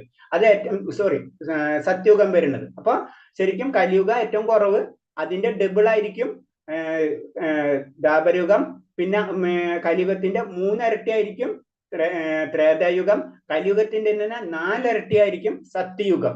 അങ്ങനെയാണ് അതിന്റെ ഒരു കാലഘട്ടന പറയുന്നത്. അപ്പൊ അത്രയും കാലം മുന്നേ, വളരെ കാലം മുന്നേ, ആ കാലദൈർഘ്യത്തെ കാണിക്കാനാണ് ഇത് പറഞ്ഞത്. അപ്പൊ ഇത്രയും വർഷങ്ങൾക്ക് മുന്നാണ് ഭഗവാൻ ഈ ഭഗവത്ഗീത അല്ലെങ്കിൽ ജ്ഞാനം, ആത്മീയ ജ്ഞാനം പകർന്നു കൊടുത്തെന്ന് അറിയാൻ വേണ്ടിയാണത്. ശരിക്കും എന്ന് പറഞ്ഞു കഴിഞ്ഞാല് നമുക്കറിയാം ഈ ചതുർയുഗം, ഈ 4 യുഗത്തിനും കൂട്ടുമ്പോഴാണ് ചതുർയുഗങ്ങൾ എന്ന് പറയുന്നത്. അപ്പൊ ആ ചതുർയുഗങ്ങൾ കൂട്ടുമ്പോൾ അങ്ങനത്തെ ചതുർയുഗത്തിന്റെ 1000 ചതുർയുഗങ്ങളാണ് ഭഗവാന്റെ ബ്രഹ്മാവിന്റെ ഒരു പകല്. ആ ബ്രഹ്മാവിന്റെ ഒരു പകൽ ഇൻറ്റു 2, അപ്പൊ അത്രയും ചതുർയുഗം. അപ്പൊ 2000 ചതുർയുഗങ്ങൾ വരും ബ്രഹ്മാവിന്റെ ഒരു ദിവസം. അങ്ങനെ ഇൻറ്റു 365 ദിവസം ആകുമ്പോൾ 1 വർഷമായി, ഇൻറ്റു 100, അത്രയും വരുമ്പോഴാണ് ബ്രഹ്മാവിന്റെ കാലാവധി അല്ലെങ്കിൽ ആയുസ് എന്നാണ്. അപ്പൊ ബ്രഹ്മാവിന് ആയുസ് ഉണ്ട്, ആ കാലാവധിക്ക് അതാണ്. അപ്പൊ അത് നമുക്കറിയാവുന്നതാണ്. പിന്നീട് ബ്രഹ്മാണ്ടങ്ങൾ വരുന്നത്, ബ്രഹ്മാവ്, പിന്നെ അത് പ്രളയങ്ങൾ വരും. അപ്പൊ അങ്ങനെ ആ കാര്യങ്ങൾ നമുക്ക് കുറച്ച് അറിയാവുന്നതാണ്. അതിലേക്ക് ഞാൻ പോണില്ല.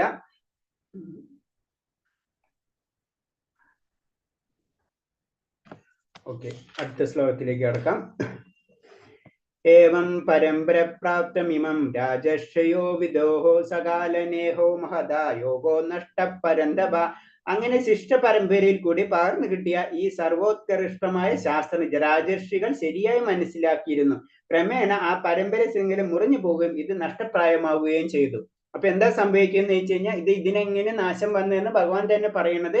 ഇത് ഞാൻ കൊടുത്തത് ശരിക്കും ആ രാജർഷികൾ, അത്രയും പരമ്പര എന്ന് പറയുന്നത് രാജാവാണെങ്കിലും രാജർഷിനെ പോലെ തന്നെ ജീവിക്കുന്ന വ്യക്തികളായിരുന്നു. പക്ഷെ കാലക്രമേണ ശൃംഖല മുറിഞ്ഞുപോയി, ഇത് നഷ്ടപ്രായമാവുകയും ചെയ്തു. അത് വീണ്ടും റിഫ്രഷ് ചെയ്തു, അല്ലെങ്കിൽ അത് നശിച്ചുപോയി എന്ന് പറഞ്ഞാൽ ഫുള്ളല്ല, അയ്യൊരു ഇത് പറയില്ല, ഒരു ഫ്ലോ പോയി കഴിഞ്ഞിട്ടുണ്ടാവും. അതിൽ പിന്നെ വീണ്ടും പല പ്രശ്നങ്ങൾ വരും. നമുക്കറിയാം, നമ്മളെ ഹിന്ദുധർമ്മം അല്ലെങ്കിൽ സനാതന ധർമ്മം തന്നെ പല പ്രാവശ്യം ഏറ്റക്കുറിച്ചിൽ വന്നിട്ടുള്ളതാണ്. നമ്മൾ ജനറൽ ആയിട്ട് നമുക്ക് അറിയാവുന്ന നോളേജ് വെച്ച് തന്നെ പറഞ്ഞു. ഇതേപോലെ തന്നെയാണ് ഇത് പറയുന്നത്. വർഷങ്ങൾ കഴിയുമ്പോൾ അതിന്റെ ഏറ്റക്കുറച്ചുകൾ വന്ന് സംഭവിക്കുകയും ചെയ്തു. അങ്ങനെയാണ് പിന്നെ 5000 കൊല്ലം മുൻപ് ശിഷ്യ പരമ്പരയിൽ നേരിട്ട് ഈ വിടവിന് ഭഗവാൻ കണ്ടറിയും ഗീത ഉപദേശം ജീവിത ഉദ്ദേശം നഷ്ടമായെന്ന് പറയുകയും ചെയ്തിരിക്കും. അങ്ങനെയാണ് പിന്നെ ഭഗവാൻ അത് 5000 വർഷം മുന്നേ വീണ്ടും അത് ഉപദേശിക്കേണ്ടി വന്നത്. അങ്ങനെയാണ് വീണ്ടും ഭഗവാൻ അർജുനനിലൂടെ നമുക്ക് ഉപദേശിച്ചു തരുന്നത്.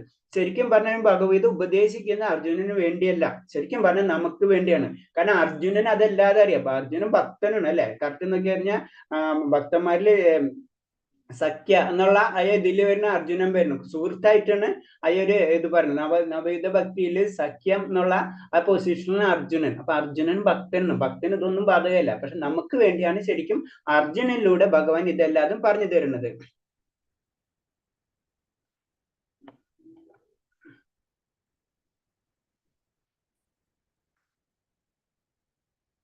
അടുത്ത ശ്ലോകം. സ ഏവയം തേത്യ യോഗ പ്രോക്ത പുരാതന ഭക്തോസി മേ സഖ്യച്ഛേദി രഹസ്യം ഹേതദുത്തമം.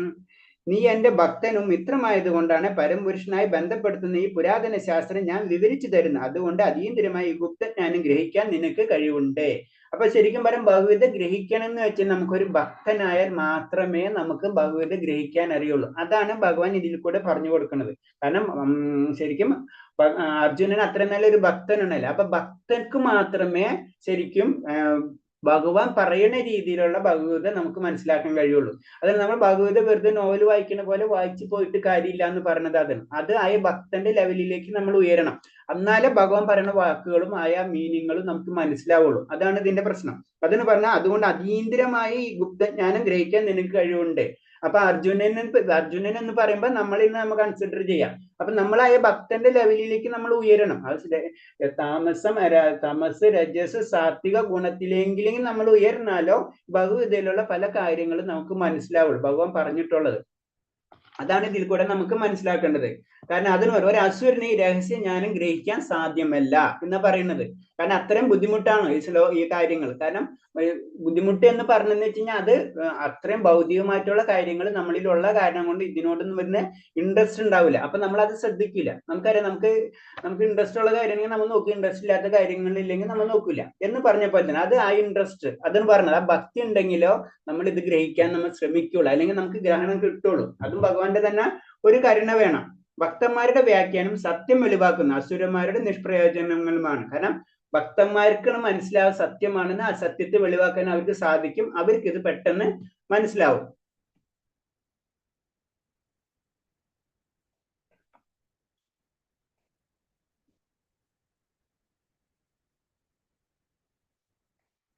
അടുത്ത ശ്ലോകം.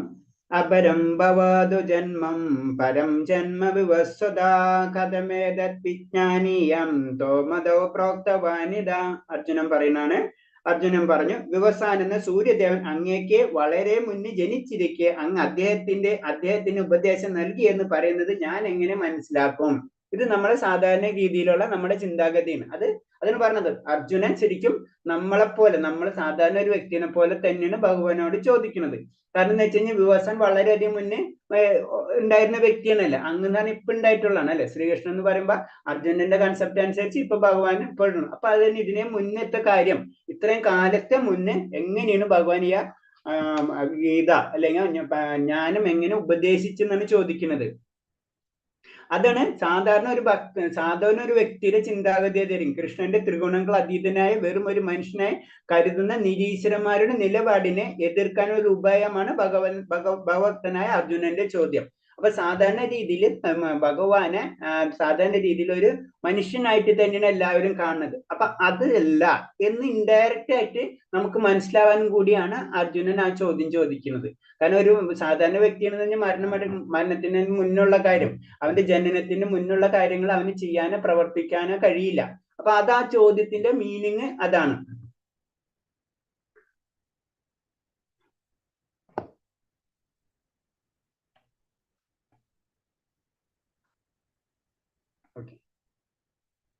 അടുത്തത് 5ാമത്തെ ശ്ലോകം.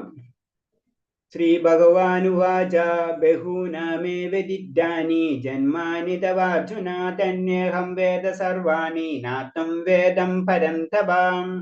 ശ്രീ ഭഗവാൻ പറഞ്ഞു, ശത്രുക്കളെ കീഴടക്കുന്നവനെ എനിക്കും നിനക്കും എണ്ണമറ്റ ജന്മങ്ങൾ കഴിഞ്ഞു പോയിരിക്കുന്നു. എനിക്കതെല്ലാം ഓർമ്മിക്കാൻ കഴിയും, നിനക്കത് സാധ്യമല്ല.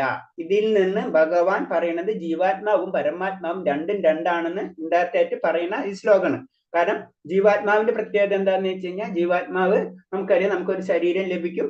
ആ ശരീരത്തിന് നമ്മൾ സുഖമായാലും ദുഃഖമായാലും പല കാര്യങ്ങൾ നമ്മൾ ചെയ്തു കൂട്ടും, നമുക്ക് പല സ്മരണകളും കാര്യങ്ങളും ഉണ്ടാവും. പക്ഷെ നമ്മളെ ശരീരം നശിക്കുന്നതോടുകൂടി നമ്മുടെ എല്ലാതും കഴിയണം, അല്ലെ? നമുക്ക് ഓർമ്മയും കാര്യങ്ങളും കഴിഞ്ഞ ജന്മത്തെ പറ്റി നമുക്ക് ഒരു കാര്യം ഓർമ്മ ഉണ്ടാവില്ല, ഒന്നും ഉണ്ടാവില്ല, എല്ലാം കഴിയണം. പക്ഷെ അടുത്ത ജന്മത്തിലേക്ക് കടക്കുമ്പോൾ വീണ്ടും ഒരു ജന്മം കിട്ടണം, അതിനനുസരിച്ച് ജീവിതം നമ്മൾ സെറ്റ് ചെയ്യണം. അതിനൊരു ചെറിയൊരു കഥ ജസ്റ്റ് എന്ന് പറയണമെന്ന് വെച്ച് ഞാൻ പറഞ്ഞിട്ടുണ്ടോ എന്ന് അറിയില്ല. കാരണം എന്ന് വെച്ച് കഴിഞ്ഞാല് ഇന്ദ്രന് ഒരു ശാപം കിട്ടണം. അങ്ങനെ ശാപം കിട്ടിയിട്ട് ഇന്ദ്രൻ പന്നിയായിട്ട് ജനിക്കണം. അപ്പൊ പന്നിയായിട്ട് ജനിച്ചിട്ട് പന്നി, അത് ഭൗതിക ലോകമല്ല ഉണ്ടാകത്തായിട്ട്, അങ്ങനെ പന്നിയായിട്ട് ജനിച്ചിട്ട് അയാ ഭൗതിക ആസക്തിയിൽ ഇങ്ങനെ പോയിക്കൊണ്ടിരിക്കുന്നു. അങ്ങനെ അത് കഴിയാറായി. അപ്പൊ കഴിയാറാകുമ്പോ നാരദ മഹർഷി വന്നിട്ട് ചോദിക്കുമ്പോൾ സമയത്ത്, ഇന്ദ്രനോട് ചോദിക്കുന്ന സമയത്ത് ഇന്ദ്രൻ പറയുന്നു, അതിന് പറഞ്ഞു അതടക്കം മറന്നുപോകും, ഞാൻ കഴിഞ്ഞ ജന്മത്തിൽ ഇന്ദ്രനെ എനിക്ക് ശാപം കിട്ടി, അതൊന്നും ഓർമ്മ ഉണ്ടാവില്ല. അത്രയാണ് ഭൗതികമായിട്ടുള്ള ആസക്തിയിൽ പിടിപെടുന്നത്. അത് കഴിഞ്ഞിട്ട് നാരദ മഹർഷി ചോദിക്കുന്ന സമയത്ത് പറഞ്ഞു, ഇന്ദ്രൻ പറഞ്ഞു, ഞാൻ എന്തിനു വരുന്നു, ഇവിടെ അത്രയും വലിയ സുഖമാണെന്ന് പറഞ്ഞു. അതാണ് ഈ ഭൗതിക ആസക്തി എന്നാണ്. അത്രയും നമ്മളെ പിടിക്കുന്ന സാധനമാണ്. അത് എന്ന് രക്ഷപ്പെടാന്ന് പറഞ്ഞാൽ സാധാരണവർക്ക് പറ്റില്ല, അത്രയും പ്രശ്നമാണ്. അതാണ് ഇതിൽ കൂടെ നമുക്ക് പറഞ്ഞിരിക്കുന്നത്. അപ്പൊ ഈ പറഞ്ഞു വരുന്നത് വെച്ച് കഴിഞ്ഞാൽ പോയിന്റ് ഇത്രേ ഉള്ളൂ. കാരണം മറ്റുള്ള ജീവികൾക്ക് പല ജന്മങ്ങൾ ഉണ്ടെങ്കിലും അവര് കഴിഞ്ഞ ജന്മം എന്താണെന്ന് അവർക്ക് ഓർമ്മയുണ്ടാവില്ല. പക്ഷെ ഭഗവാന് മാത്രം എനിക്കതെല്ലാം ഓർമ്മിക്കാൻ കഴിയും, നിനക്കത് സാധ്യമല്ല എന്നാണ് പറയുന്നത്. കാരണം എന്ന് വെച്ചാൽ ഭഗവാൻ എന്ന് പറയുമ്പോ സത്തയിൽ മാറ്റമില്ലാതെ നിറം മാറുന്ന വൈഡൂര്യക്കല്ല് പോലെയാണ് ഭഗവാൻ. അപ്പൊ വൈഡൂര്യക്കല്ലിന്റെ നമുക്കറിയാം, ഒരു വൈഡൂര്യത്തിന് ഒരു കളറുള്ളൂ. അപ്പൊ ഇതിങ്ങനെ മാറിക്കൊണ്ടിരിക്കുക, ആ കളർ മാറിക്കൊണ്ടിരിക്കുക, പക്ഷെ സംഗതി അത് ഒന്ന് തന്നെയാണ്. അതേപോലെ ആയിരിക്കും ഭഗവാന്റെ ജന്മങ്ങൾ എന്ന് പറയുന്നത്. ഭഗവാന്റെ ജന്മങ്ങളിനെ കമ്പയർ ചെയ്യുന്ന ഒരു ഉദാഹരണമാണ് പറഞ്ഞത്. അത് നമുക്കറിയാം, നമ്മൾ സൂര്യനെ അസ്തമിക്കുന്നു, ഒരു സ്ഥലത്ത് നോക്കി മറ്റൊരു സ്ഥലത്തേക്ക് സൂര്യൻ കിഴക്കുന്ന പടിഞ്ഞാറായിട്ട് നമുക്ക് തോന്നും. പക്ഷെ അങ്ങനെയല്ലല്ലോ, സൂര്യൻ അവിടെ തന്നെയുണ്ട്. എന്ന പോലെ തന്നെയാണ് ഭഗവാന്റെ ജനന മരണങ്ങൾ നമ്മൾ കാണുന്നത്. അതാണ് ഇതിൽ കൂടെ പറഞ്ഞു തരുന്നത്. അതാണ് ഭഗവാൻ എപ്പോഴും അനുസരണം എന്ന് പറഞ്ഞത്. ഒരിക്കലും നമുക്ക് അനാദിയാണ്, ഇതൊക്കെ നമ്മളത് പറയുന്നത്. പിന്നെ അർജുനെ പറ്റി വേറൊരു കാര്യം കൂടി ഇതിൽ പറഞ്ഞത്, ഭഗവാന്റെ സന്തത സഹചാരികളാണ് അർജുനെ പോലെയുള്ള ഭക്തന്മാർ. ഭഗവാന്റെ അവതാര കാലത്തെ പല രൂപങ്ങളിലും ഭഗവത്സേവനം നിർവഹിക്കാൻ ഇങ്ങനെയുള്ളവരും ഭൂമിയിൽ പിറക്കാറുണ്ട്. അപ്പൊ ഭഗവാൻ പിറക്കുന്ന സമയത്ത്, ഭഗവാൻ അവതരിക്കുന്ന സമയത്ത് അവര് ഈ ഭഗവാന്റെ സന്തത സഹചാരികളുണ്ട്, അതിന്റെ ചുറ്റുപാട് ആത്മീയ ലോകത്തുള്ള ഭഗവാന്റെ സന്തത സഹചാര്യങ്ങൾ ഭൂമിയിൽ പിറക്കും. ഇതാണ് ഇതിൽ പറഞ്ഞു വരുന്നത്. അപ്പൊ നമ്മൾ വിചാരിക്കും അർജുനൻ വേറെ അല്ല, അർജുനന് അങ്ങനത്തെ മുക്താത്മാക്കളാണ്. അപ്പൊ മുക്താത്മാക്കള് ഒന്ന് ആരാണെന്ന് ഒന്ന് വെച്ചിട്ടേ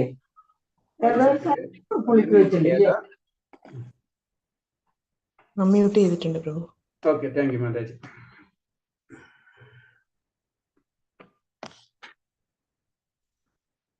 അപ്പൊ ഈ പറയുന്നത്, ഇതിൽ പറയണെന്ന് വെച്ച് കഴിഞ്ഞാൽ, അനേകം സഹസ്രാബ്ദങ്ങൾക്ക് മുന്നേ താൻ ചെയ്ത കർമ്മങ്ങൾ കൃഷ്ണൻ ഓർക്കുന്നുണ്ട്. കൃഷ്ണന് അർജുനന് സ്വഭാവന ശാശ്വതരാണെങ്കിലും അർജുനൻ പൂർവ്വകർമ്മങ്ങൾ ഓർക്കാൻ കഴിയില്ല.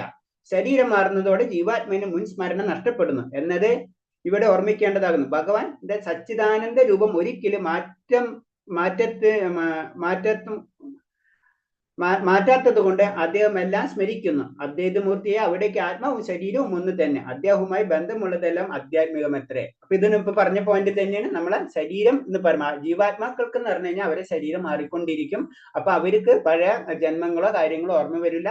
പക്ഷെ ഭഗവാൻ എന്ന് പറയുമ്പോൾ സച്ചിദാനന്ദാണ്. സച്ചിദാനന്ദം എന്ന് പറയുമ്പോൾ എന്ന് വെച്ച് കഴിഞ്ഞാൽ ശാശ്വതമായിട്ടുള്ളത്, അതുപോലെ തന്നെ ജ്ഞാനം, അതുപോലെ തന്നെ ശാശ്വതം, അതേപോലെ തന്നെ ആനന്ദം. ആ രൂപമാണ് ഭഗവാന്റെ എന്ന് പറയുന്നത്. അപ്പൊ എപ്പോഴും നിലനിൽക്കുന്നത് ആ ജ്ഞാനമാണ് ഭഗവാൻ. അതേപോലെ തന്നെ ആയ സത്യമാണ്, അല്ലെങ്കിൽ ആ ആനന്ദമാണ് ഭഗവാൻ. ആ രൂപത്തിന് ഒരിക്കലും മാറ്റം സംഭവിക്കില്ല. അതാണ്. അപ്പൊ ഭഗവാന്റെ ആത്മാവും ശരീരവും ആത്മാവും ഒന്ന് തന്നെയാണ്. നമുക്കാണ് ആത്മാവ് വേറെ, ശരീരം വേറെ. പക്ഷെ ഭഗവാനെ സംബന്ധിച്ച് ഭഗവാന്റെ ആത്മാവും ശരീരവും ഒന്ന് തന്നെയാണ്. അതാണ് ഭഗവാനെ അതീന്ദ്രിയം എന്ന് പറയുന്നത്. അപ്പൊ നമ്മളെ ആത്മാവ് മാത്രം അതീന്ദ്രിയമുള്ളൂ. പക്ഷെ ഭഗവാന്റെ ആത്മാവും ശരീരവും ഒന്ന് തന്നെയാണ്. അതാണ് നമ്മളെ പോലെ തന്നെ ഭഗവാനും ഇന്ദ്രിയങ്ങളുണ്ട്. പക്ഷെ ഇന്ദ്രിയങ്ങൾ ആത്മീയം ഇന്ദ്രിയങ്ങളാണ്. അതാണ് നമ്മൾ മനസ്സിലാക്കേണ്ടത്. അത് കാരണം കൊണ്ട് നമ്മൾ പ്രസാദം ഭഗവാന് നമ്മൾ പല കാര്യങ്ങളും ഭഗവാനോ ചെയ്യുന്നുണ്ട്, അല്ലെ? നമുക്കറിയാം, നമ്മൾ പൂജകൾ പലതും ചേരുമ്പോ ചെയ്യേണ്ട സമയത്ത് ഭഗവാൻ അത് സ്വീകരിക്കുന്നുണ്ട്. ഭഗവാൻ എങ്ങനെ സ്വീകരിക്കുന്നത്? അതാണ് ഭഗവാൻ അതീന്ദ്രിയ കഴിവുണ്ട്, അല്ലെങ്കിൽ അതീന്ദ്രിയ ഉണ്ട്, നമുക്കും ഉണ്ട്. അത് മനസ്സിലായി. നമുക്കും ആത്മീയ സ്വരൂപത്തിൽ വരുമ്പോൾ നമുക്ക് അതീന്ദ്രിയ ഇന്ദ്രിയങ്ങൾ നമുക്കുണ്ട്. അപ്പൊ അത് മനസ്സിലായി. അത് നമ്മൾ പറയില്ല, ഉള്ളു കണ്ണുകൊണ്ട് കാണണം, നമ്മുടെ മനസ്സ് നമ്മുടെ ജീവൻ വിട്ടുപോകുന്ന സമയത്ത് നമ്മൾ ഇതൊക്കെ മനസ്സിലാക്കണം. നമുക്ക് അതീന്ദ്രിയമായിട്ടുള്ള ആ ശക്തി ഉള്ളത് കാരണം അതിന് നമ്മൾ അതീന്ദ്രിയത്തെ പറ്റി സംസാരിക്കണം. അതീന്ദ്രിയ ഇന്ദ്രിയങ്ങളുണ്ട്. അപ്പൊ ഭഗവാന്റെ ശരീരവും ഭഗവാന്റെ ആത്മാവും അതീന്ദ്രിയമാണ്. അതിന് പറഞ്ഞ ഭഗവാന് എത്ര ദൂരത്താണെങ്കിലും എത്ര അടുത്ത് എത്താൻ പറ്റും. അതേപോലെ തന്നെ നമ്മുടെ ഹൃദയത്തിന് പുറത്തും അകത്തും ഭഗവാനുണ്ട്. അതല്ല നമ്മുടെ നരസിംഹ അവതാരത്തില് മറ്റേ നമ്മുടെ നരസിംഹ അവതാരത്തില് പ്രഹ്ലാദ മഹാരാജ് ചോദിക്കുമ്പോൾ തൂണിലും തുരുമ്പിലും ഉണ്ടെന്നൊക്കെ പറയുന്നത് അതാണ്. എല്ലായിടത്തും ഭഗവാൻ ഉണ്ടെന്ന് പറയാൻ ഉദ്ദേശിക്കുന്നത് അതാണ്. കാരണം ഭഗവാന്റെ ശരീരവും ആത്മാവും അല്ലാതെ ഒന്ന് തന്നെയാണ്, അല്ലെ അതീന്ദ്രിയാണ് ഭഗവാന്റെ ശക്തി. അതാണ് ഇതിന്ന് മനസ്സിലായി. അത് കാരണം കൊണ്ടാണ് ഭഗവാൻ, കൂടാതെ ഭഗവാൻ എല്ലാവരുടെയും ഹൃദയത്തിൽ പരമാത്മാവ രൂപത്തിൽ ഇരിക്കുന്നുണ്ട്. അപ്പൊ നമ്മളെ കാര്യങ്ങൾ ഭഗവാൻ അറിയാൻ പറ്റും. അതാണ് പറയുന്നത് മുൻജന്മത്തില് നിനക്കത് കഴിയില്ല, എനിക്കത് ഓർമ്മിക്കാൻ കഴിയുമെന്ന് പറഞ്ഞെന്ന് വെച്ചാൽ എല്ലാവരുടെ ജീവിതം എന്താണെന്നും അതെല്ലാം ഭഗവാനിൽ കൂടിയാണ് അറിയുന്നത്. അതാണ് ഇതിന്ന് നമുക്ക് മനസ്സിലാക്കേണ്ടത്.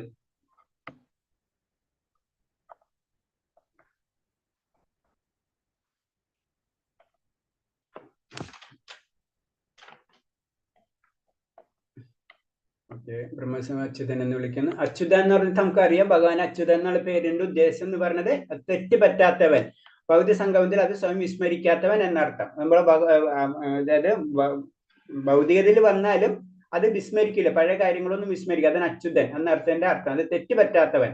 ഭഗവാന്റെ തന്റെ സച്ചിദാനന്ദ രൂപം ഒരിക്കലും മാറ്റാത്തതുകൊണ്ട് അദ്ദേഹം എല്ലാം സ്മരിക്കുന്നു. അദ്വൈതമൂർത്തിയെ അവിടെ ആത്മാവും ശരീരവും ഒന്ന് തന്നെ, അദ്ദേഹം ബന്ധമുള്ളതെല്ലാം ആത്മീകമത്രേ. അപ്പൊ ഭഗവാനായിട്ട് എന്ത് കണക്ട് ചെയ്തോ അതിന് നമ്മൾ പല കാര്യങ്ങളും ഭഗവാന് നമുക്ക് കൊടുത്തിട്ട് ഉപയോഗിക്കണം. അതിന് കർമ്മയോഗത്തിൽ പറഞ്ഞു, ഭഗവാനായിട്ട് നമ്മളത് ടച്ച് ചെയ്ത് കഴിഞ്ഞാൽ അത് ആത്മീയമായിട്ട് മാറി, അതിന്റെ എല്ലാ കർമ്മഫലങ്ങളും സ്റ്റോപ്പായി. അതിന് നമ്മളെ തന്നെ നമ്മൾ സമർപ്പിക്കണം എന്ന് പറഞ്ഞു. അപ്പോഴേ നമ്മൾ ആ അതീന്ദ്രിയ അവസ്ഥയിലേക്ക് തൊട്ടുള്ളൂ. അതിന് അദ്ദേഹമായിട്ടുള്ള ബന്ധമുള്ളതൊക്കെ ആധ്യാത്മികമായിട്ട് മാറണമെന്ന് പറയുന്നത്. അതിനതിന്റെ കൺസെപ്റ്റ്. അടുത്ത ശ്ലോകം. അജോബി സന്യവയാത്മാ ഭൂതാനാമീശ്വരസ്പിതൻ പ്രകൃതിം സോമധിഷ്ഠായ സംഭവാത്മയമായയാ. എനിക്ക് പിറവിയില്ല, എന്റെ അതീന്ദ്രിയമായ ശരീരത്തിന് നാശം നേരിടുകയുമില്ല, ജീവജാലങ്ങൾക്കെല്ലാം അധിപതിയാണ് ഞാൻ. എന്നിരിക്കലും യുഗം തോറും എന്റെ ആദ്യവും അതീന്ദ്രിയവുമായ രൂപത്തിൽ ഞാൻ അവതരിക്കുന്നു. അപ്പൊ ഇതിൽ ശ്രദ്ധിക്കേണ്ടതെന്ന് പറയുന്നത് വെച്ച് കഴിഞ്ഞാൽ ഞാൻ എന്റെ ആദ്യവും അതീന്ദ്രിയവുമായ രൂപത്തിൽ. അപ്പൊ ഭഗവാൻ ആ യുഗം തോറും അവതരിക്കുന്ന സമയത്ത് ഭഗവാന്റെ ആദ്യവും അതീന്ദ്രിയമായ രൂപമാണ് ധരിക്കുന്നത്. അപ്പൊ അതീന്നാണ് നമുക്ക് മനസ്സിലാക്കേണ്ടത് ഭഗവാന്റെ രൂപ ശ്യാമസുന്ദര രൂപമാണ്. ആ ഓടക്കുഴൽ വിളിക്കുന്ന ആ രൂപമാണ് ഭഗവാന്റെ ആ രൂപം. അതിന് ആ യുഗം തോറും ഞാൻ അവതരിക്കുമ്പോൾ ആദ്യവും എന്റെ ആദ്യ രൂപം എന്താണ്, ആ രൂപത്തിൽ തന്നെയാണ് ഞാൻ അവതരിക്കുന്നത്. അത് അതീന്ദ്രിയ രൂപമായിരിക്കും. അത് നമ്മൾ സാധാരണ ജനങ്ങൾക്ക് അത് മനസ്സിലാവില്ല. അതാണ് ഈ ശ്ലോകത്തിൽ കൂടെ നമ്മൾ മനസ്സിലാക്കേണ്ടത്. ഇതിൽ പറഞ്ഞത് കാഴ്ചയിൽ സാധാരണ മനുഷ്യനെ പോലെ ആയിരുന്നാലും കഴിഞ്ഞു പോയ അസംഖ്യം ജന്മങ്ങളെ സംഭവങ്ങൾ അദ്ദേഹത്തിന് ഓർക്കാൻ കഴിയും. മറിച്ച് സാധാരണ മനുഷ്യർക്ക് 1 മണിക്കൂർ കൂടുതൽ ചെയ്ത് ഓർമ്മിക്കാൻ കഴിയില്ല. കാരണം ഭഗവാൻ നമ്മളെ സാധാരണ മനുഷ്യനല്ലല്ലേ. അപ്പൊ അത് കാരണം കൊണ്ട് ഭഗവാന്റെ അത് കാര്യങ്ങളാ പറയുന്നത്. സ്വന്തം രൂപത്തിൽ താൻ അവതരിക്കുന്ന ഭഗവാൻ പ്രസ്താവിക്കുന്നു. സാധാരണ ജീവാത്മാവിടെ ഭഗവാൻ ഒരു ശരീരം വിട്ട് മറ്റൊരു ശരീരത്തിലേക്ക് മാറുന്നില്ല. അപ്പൊ ഭഗവാൻ ഒരിക്കലും ഒരു ശരീരം വിട്ട് മറ്റൊരു ശരീരത്തിലേക്ക് മാറുന്നില്ല. ഭഗവാൻ ആ ആദിമ രൂപത്തിൽ തന്നെയാണ്, ഭഗവാൻ ആ അതീന്ദ്രിയ രൂപത്തിൽ തന്നെയാണ് അവതരിക്കുന്നത്. അത് നമുക്കറിയാം അതിന്റെ കഥ. കാരണം ദേവകി മാതാവിന്റെ നമുക്കറിയാം. കാരണം എന്ന് വെച്ചാൽ ഭഗവാൻ ജനിക്കല്ല ചെയ്യുന്നത്, ഭഗവാൻ അവതരിക്കുന്നത്. ശരീരം ചതുർഭുജ രൂപത്തിൽ അവതരിക്കാണ് സമയത്തിന്. പിന്നീട് ദേവകി പറയുന്നത് എനിക്ക് പഴയ രൂപം തന്നെ സാധാരണ രൂപത്തിൽ വരണമെന്നുണ്ട്, ആ രൂപത്തിൽ ആവണം ചെയ്യുന്നത്. അപ്പൊ അതിന് ഭഗവാൻ അവിടെ അവതരിക്കണം ചെയ്യുന്നത്. മനുഷ്യൻ നമ്മൾ അങ്ങനെയല്ല, നമ്മൾ ഒരു ജീവിതത്തിൽ നിന്ന് മറ്റൊരു ജീവിതത്തിലേക്ക് നമ്മൾ കടക്കാണ്. ഒരു ശരീരം വിട്ട് മറ്റൊരു ശരീരം ഭഗവാൻ അവതരിക്കണം, മുകളിൽ നിന്ന് താഴത്തേക്ക് ഇങ്ങനെ വരണം. അതാണ് നമ്മൾ മനസ്സിലാക്കേണ്ടത്. അതിന് പകരം ഭൗതിക ലോകത്തിൽ ശാശ്വതവും ആദ്യവുമായ തന്റെ രൂപത്തിൽ ദ്വിഭുജങ്ങളോടും ഓടക്കുഴലേന്തിയും കൊണ്ട് അദ്ദേഹം പ്രത്യക്ഷപ്പെടുന്നു. അതിന് ആദിമ രൂപം എന്ന് പറയുന്നത് ഭഗവാന്റെ ഓടക്കുഴലേന്തിയിട്ടുള്ള ആ ദ്വിഭുജ രൂപം തന്നെ, നമ്മളെ പോലെ തന്നെ ആ രൂപം തന്നെ ശ്യാമസുന്ദര രൂപത്തിൽ തന്നെയാണ് ഭഗവാൻ ആ യുഗം തോറും അവതരിക്കുന്നത് എന്ന് പറഞ്ഞു. പ്രാപഞ്ചികമായ മാലിന്യങ്ങൾ അദ്ദേഹത്തിന്റെ ബാക്കിയുള്ള മാലിന്യങ്ങളൊന്നും അദ്ദേഹത്തെ തിണ്ടാറില്ല, നമുക്കറിയാം. പിന്നെ ഇത് ഞാൻ പറഞ്ഞു, സൂര്യൻ സ്വസ്ഥാനത്താണ്. നമുക്കറിയാം സൂര്യന്റെ നമ്മൾ കാണുമ്പോ സൂര്യൻ ഒരു സ്ഥലത്ത് കാണുമ്പോ കാലത്ത് നമുക്കറിയാം കിഴക്കാണെന്ന് കുറച്ച് കഴിയുമ്പോൾ സെന്ററിൽ വരും, പിന്നെ പടിഞ്ഞാട്ട് പോകും. അതിന്റെ അർത്ഥം എന്ന് വെച്ചാൽ അത് നമുക്കൊരു തോന്നലാണ്. അതേപോലെ തന്നെയാണ് ഭഗവാന്റെ ജനന മരണങ്ങൾ. കാരണം നമുക്ക് തോന്നുന്നത് മാത്രമല്ല, പക്ഷെ ഭഗവാൻ ആ സ്ഥാനത്ത് തന്നെയാണ്. അതിന് സൂര്യനെ വെച്ച് അത് കമ്പാരിസൺ പറഞ്ഞിട്ടുള്ളത്. അച്ഛനാണെങ്കിലും ഭഗവാൻ അസംഖ്യ രൂപങ്ങൾ കൈക്കൊള്ളുന്നത് പോലെ തോന്നിക്കുമെന്ന് വേദങ്ങൾ സ്ഥിരീകരിക്കുന്നു. അദ്ദേഹം പിറവെടുക്കുന്നു എന്ന് തോന്നിക്കുമ്പോഴും അദ്ദേഹം യഥാർത്ഥ സ്വരൂപത്തിന് മാറ്റം വരുന്നില്ല എന്ന് വേദങ്ങൾ തുടർന്ന് മറ്റ് വിശിഷ്ട ഗ്രന്ഥങ്ങളും ഊന്നി പറഞ്ഞിട്ടുണ്ട്. അപ്പൊ ഇത് പറഞ്ഞു വെച്ച് കഴിഞ്ഞാൽ നമുക്ക് ഭഗവാന്റെ ഒരു രൂപം, ആ രൂപം അത് ഒരു രൂപത്തിൽ നിന്ന് അത് ഇതില് ഈശാവാസ ഉപനിഷത്തിൽ നമുക്ക് പറയുന്ന ധാന്യ ശ്ലോകം അത് തന്നെയാണല്ലേ. പൂർണ്ണമതം പൂർണ്ണമിതം പൂർണ്ണാത് പൂർണ്ണമുദിച്ചത് പൂർണ്ണസ്യ പൂർണ്ണമാത പൂർണ്ണമേശ അവശിഷ്ടത് എന്ന് പറഞ്ഞൊരു ശ്ലോകമുണ്ട്. അതെന്ന് പറഞ്ഞെന്ന് വെച്ച് കഴിഞ്ഞാൽ ഭഗവാൻ ഒരു രൂപനാദി മറ്റു രൂപങ്ങളായിട്ട് തിരിയണം. അങ്ങനെ ആ കൺസെപ്റ്റാണ് അതിൽ വരുന്നത്. അപ്പൊ ജീവാത്മാവും അതിലൊരു പാർട്ടാണ്. പക്ഷെ തുടങ്ങിയത് എവിടെ നിന്നാണ്? പൂർണ്ണത്തിൽ തന്നെയാണ്. അതാണ് ഭഗവാൻ. അതാണ് നമ്മൾ അതിൽ നിന്ന് മനസ്സിലാക്കേണ്ടത്. അപ്പൊ അതിൽ നിന്ന് പല രൂപങ്ങളും ഭഗവാൻ കൈക്കൊള്ളുന്നു എന്ന് തോന്നിക്കുമെങ്കിലും അത് സത്യത്തില് അതൊന്നു തന്നെയാണ്.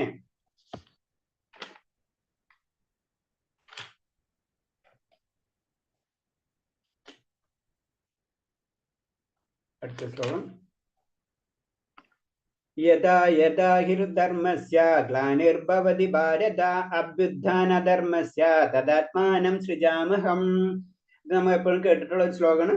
എപ്പോഴും എവിടെ ധർമാചരണത്തിന് ക്ഷയം നേരിടുന്നുവോ, എപ്പോഴും അധർമ്മം തഴച്ചു വളരുന്നുവോ, അപ്പോഴെല്ലാം ഞാൻ അവതരിക്കുന്നു ഹേ ഭാരത.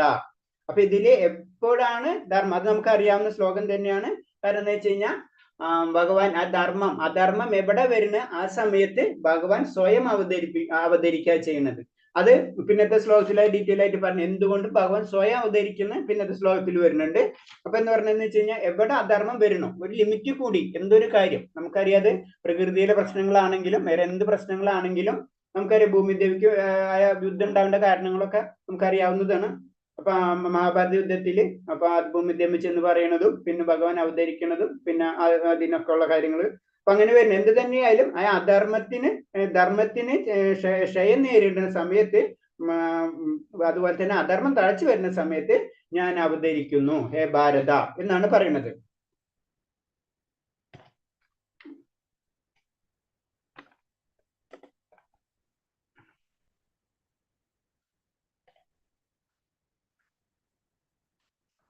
അതായത് യഥാർത്ഥ ധർമ്മത്തിന് അത് പറഞ്ഞു.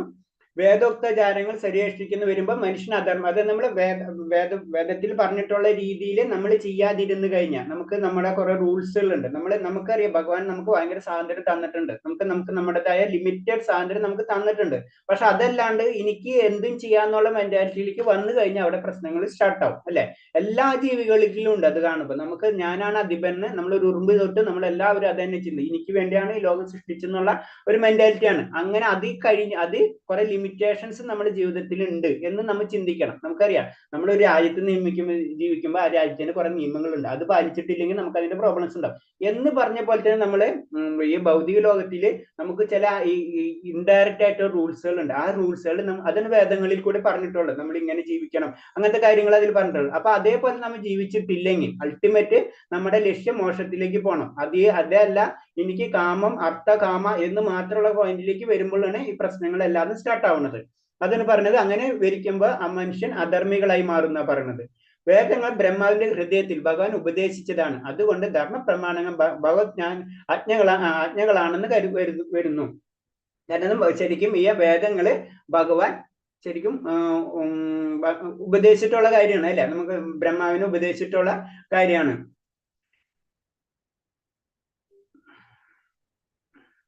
ഓക്കെ, അടുത്ത ശ്ലോകത്തിലേക്ക് കടക്കാം. പരിത്രാണായം സാധൂനാം വിനാശായ ച ദുഷ്കൃതം ധർമ്മ സംസ്ഥാപനാർത്ഥായ സംഭവാമി യുഗേ യുഗേ. ഭക്തന്മാരെ രക്ഷിക്കാനും ദുഷ്കൃതികളെ നിഗ്രഹിക്കാനും ധർമ്മത്തെ പുനഃസ്ഥാപിക്കാനുമായി യുഗം തോറും ഞാൻ അവതരിച്ചു കൊണ്ടിരിക്കുന്നു. അപ്പൊ അടുത്ത ശ്ലോകം നമുക്കറിയാം, കൂടുതൽ കേട്ടിട്ടുള്ള ഒരു ശ്ലോകം തന്നെയാണ്.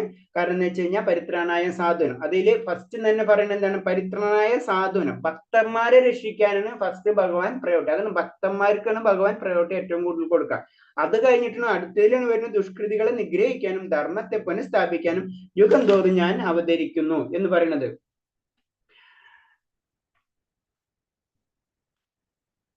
ഓക്കെ, ഇതിൽ പറയുന്നത് പ്രത്യക്ഷ ബോധത്തിൽ ധാർമ്മികൻ അല്ലെങ്കിൽ കൂടി പരിപൂർണ കൃഷ്ണബോധം നേടിയിരുന്നാൽ അയാളെ സാധു എന്ന് പറയാം. കാരണം നമ്മള് ധാർമ്മികൻ അല്ലെങ്കിൽ കൂടി എന്ന് പറഞ്ഞത് ഭഗവാന്റെ കൃഷ്ണബോധം ഉണ്ടെങ്കിൽ അയാളെ സാധു എന്ന് പറയാം എന്താ പറഞ്ഞത്. പിന്നെ ദുഷ്കൃതം എന്ന പദം കൃഷ്ണബോധത്തെ അവഗണിക്കുന്നവർക്കായി യോജിച്ചതാണ്. ദുഷ്കൃതം അതായത് കൃഷ്ണബോധം ഇല്ലാത്തവരെല്ലാവരും നമ്മൾ ഇൻഡയറക്റ്റ് ആയിട്ട് ദുഷ്കൃതം എന്ന് നമുക്ക് പറയാം. പിന്നെ പഠിപ്പോ സംസ്കാരം ഇല്ലെന്നിരിക്കലും 100% കൃഷ്ണബോധം സിദ്ധിച്ച മനുഷ്യൻ സാധു എത്രേ. അപ്പൊ സാധു എന്ന് പറയും ഭക്തൻ എന്ന് പറയുമ്പോൾ അവർക്ക് 100 സംസ്കാരോ അതുപോലെ തന്നെ 100% ഇതൊന്നും വേണ്ട. കാരണം കൃഷ്ണബോധം ഉണ്ടെങ്കിൽ ആ വ്യക്തിനെ നമുക്ക് സാധു അല്ലെങ്കിൽ ഭക്തൻ എന്ന് പറയാം. രാവണനെയും കംസനെയും എന്ന പോലെ അവർ സംഹരിക്കും ഭഗവാൻ സ്വയം ആവിർഭവിക്കണമെന്നില്ല. അപ്പൊ ചെറിയ ചെറിയ കാര്യങ്ങൾക്ക് ഭഗവാൻ അവതരിക്കില്ല, വലിയ വലിയ കാര്യങ്ങൾ വരുമ്പോഴും ഭഗവാൻ സ്വയം അവതരിക്കാം. അല്ലെങ്കിൽ ഭഗവാൻ എന്റെ ഓരോ അവതാരങ്ങളുണ്ട്. അതിന് അവതാരങ്ങൾ തന്നെ പല വിധത്തിലുണ്ടെന്ന് പറഞ്ഞു. പുരുഷാവതാരങ്ങളുണ്ട്, ഗുണാവതാരങ്ങളുണ്ട്, ലീലാവതാരങ്ങളുണ്ട്, ശക്തിവേശാവതാരങ്ങളുണ്ട്, മന്നന്തര അവതാരങ്ങളുണ്ട്, യുഗാവതാരങ്ങളുണ്ട്. ഇങ്ങനെ പലതരം അവതാരങ്ങൾ ഭഗവാൻ എടുക്കാറുണ്ട്. അതിൽ സ്വയം അവതരിക്കുമ്പോഴാണ് ഇവിടെ വരുന്നത് സ്വയം അവതരിക്കാണ്. മറ്റുള്ള നമുക്ക് വേണമെന്ന് വെച്ച് കഴിഞ്ഞാൽ പല ആവശ്യങ്ങൾക്കും പല രീതിയിലാണ് ഭഗവാൻ അവതരിക്കാം. ചില സമയത്ത് പുരുഷാവതാരങ്ങൾ എടുക്കും. പുരുഷാവതാരങ്ങൾ നമുക്ക് പറഞ്ഞതാണല്ലോ, ഗർഭോദായശായ വിഷ്ണു, ക്ഷീരോദായശായ വിഷ്ണു, ഇതൊക്കെ പുരുഷാവതാരങ്ങളാണ്. അങ്ങനെ അതേപോലെ തന്നെ ഗുണാവതാരം, ലീലാവതാരങ്ങൾ, ശക്തിവേശാവതാരങ്ങൾ, മന്നന്തരാവതാരങ്ങൾ, യുവാവതാരങ്ങൾ, അങ്ങനെ അവതാരങ്ങളെ തന്നെ പല കാറ്റഗറി ആയിട്ട് ചെയ്തിട്ടുണ്ട്. അപ്പൊ നമുക്ക് നമ്മൾ ചിന്താവിക്കുന്ന സാധാരണ രീതിയിൽ ദശാവതാരം അതല്ല, ശരിക്കും പറഞ്ഞു കഴിഞ്ഞാൽ പല ഭഗവാന്റെ അവതാരത്തിന് എണ്ണമില്ല എന്നാണ്. തിരമാലകൾ പോലെ തന്നെയാണ് ഭഗവാന്റെ അവതാരങ്ങൾ എന്ന് പറയുന്നത്. അപ്പൊ അതിന് പല അംശങ്ങളായിരിക്കും. ചില സമയത്ത് ആവശ്യം വരും അംശാവതാരം വരും, ചില സമയത്ത് ലീലാവതാരങ്ങളായിരിക്കും. അങ്ങനെ പലവർക്കും ഇതൊക്കെ സംഭവിക്കുന്നത് ഭഗവാൻ എവിടെയാണ് എന്താവശ്യം അതിനനുസരിച്ച്. ഇപ്പൊ പറഞ്ഞില്ലേ, ചില കാര്യങ്ങൾക്ക് പ്രൈം മിനിസ്റ്റർ നേരിട്ട് ഇടപെടും, ചില സമയത്ത് അതിനുള്ള സെക്രട്ടറിമാരെ, പ്രിൻസിപ്പൽ സെക്രട്ടറി അല്ലെങ്കിൽ സിമ്പിൾ ആയിട്ടുള്ള സാധാരണ ജോലിക്കാർ അവരായാലും വിടുക. അതുപോലെ തന്നെ നമ്മൾ മനസ്സിലാക്കണം അംശാവതാരങ്ങളും ബാക്കിയുള്ള അവതാരങ്ങളെ പറ്റിയിട്ടുള്ളത്.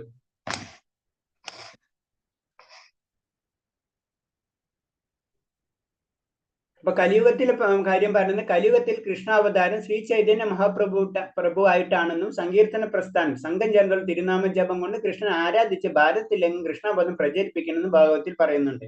അപ്പൊ ഇത് പറയുന്നത് വെച്ച് കഴിഞ്ഞാൽ നമ്മൾ കലിയുഗത്തിൽ പറയുമ്പോൾ ഒരു ഭക്തൻ എങ്ങനെ ആയിരിക്കണം, അല്ലെങ്കിൽ അതിനു വേണ്ടിയിട്ടാണ് ശരിക്കും സങ്കീർത്തന പ്രസ്ഥാനങ്ങൾ അത് ചെയ്ത് അതാണ് ചൈതന്യ മഹാപ്രഭു കലിയുഗത്തിൽ അവതരിക്കുന്നത്. അതാണ് ഇതിൽ പറയുന്നത്. അപ്പൊ അത് പറയണെന്ന് വെച്ച് കഴിഞ്ഞാൽ ഇവൻ മഹാഭാരതം, ഭാഗവതം മുതലായ വൈദിക ഗ്രന്ഥങ്ങളിലെ നിഗൂഢ ഭാഗങ്ങളിൽ ശ്രീ ചൈതന്യ മഹാപ്രഭുവിന്റെ ഭഗവതാവതാരം എന്ന് സൂചിപ്പിച്ചിട്ടുണ്ട്.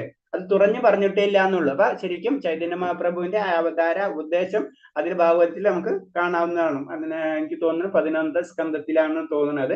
അതിന്റെ ഡീറ്റെയിൽ ആയിട്ട് ഒരു ശ്ലോകം തന്നെയുണ്ട്. അത് ക്ലിയർ ആയിട്ട് പറയുന്നുണ്ട്. കാരണം ഇങ്ങനെ ഒരു അവതാരം ഉണ്ടാവുന്നു, അങ്ങനെ ലോകം മുഴുവനും ഈ സങ്കീർത്തന പ്രസ്ഥാനം കൂടുതലായിട്ട് വിപുലമാവുന്നു, അങ്ങനത്തെ കാര്യങ്ങൾ അതിൽ പറയുന്നുണ്ട്. ഹരേ കൃഷ്ണ പ്രഭു, 10 മണിയായി. 10 അല്ലേ? ഹരേ കൃഷ്ണ. അതെ, അപ്പൊ ഈ അധ്യായത്തിൽ നിന്ന് എന്താണ് നിങ്ങൾക്ക് മനസ്സിലായത്? ഹരേ കൃഷ്ണ. ഇപ്പൊ നമ്മളെ 4ാമത്തെ അധ്യായം അതീന്ദ്ര ജ്ഞാനം 9-8 വരെ ആയുള്ളൂ. 9ാമത്തെ ശ്ലോകം അടുത്ത ക്ലാസ്സിൽ നോക്കാം നമുക്ക്. ഹരേ കൃഷ്ണ. ഇത്തരം ശ്ലോകങ്ങൾ വായിച്ചതിന് എന്താ മനസ്സിലായത്?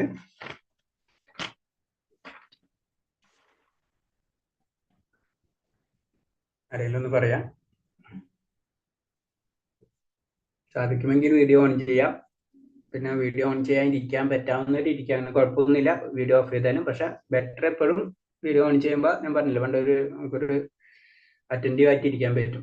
അതിനുവേണ്ടി മാത്രമാണ്. പിന്നെ ഇന്നത്തെ ക്ലാസ്സിൽ എന്തെങ്കിലും സംശയങ്ങൾ ഉണ്ടോ, അല്ലെങ്കിൽ ഇന്നത്തെ ക്ലാസ്സിൽ എന്താ മനസ്സിലായെന്നൊന്ന് പറഞ്ഞു നന്നായിരിക്കും.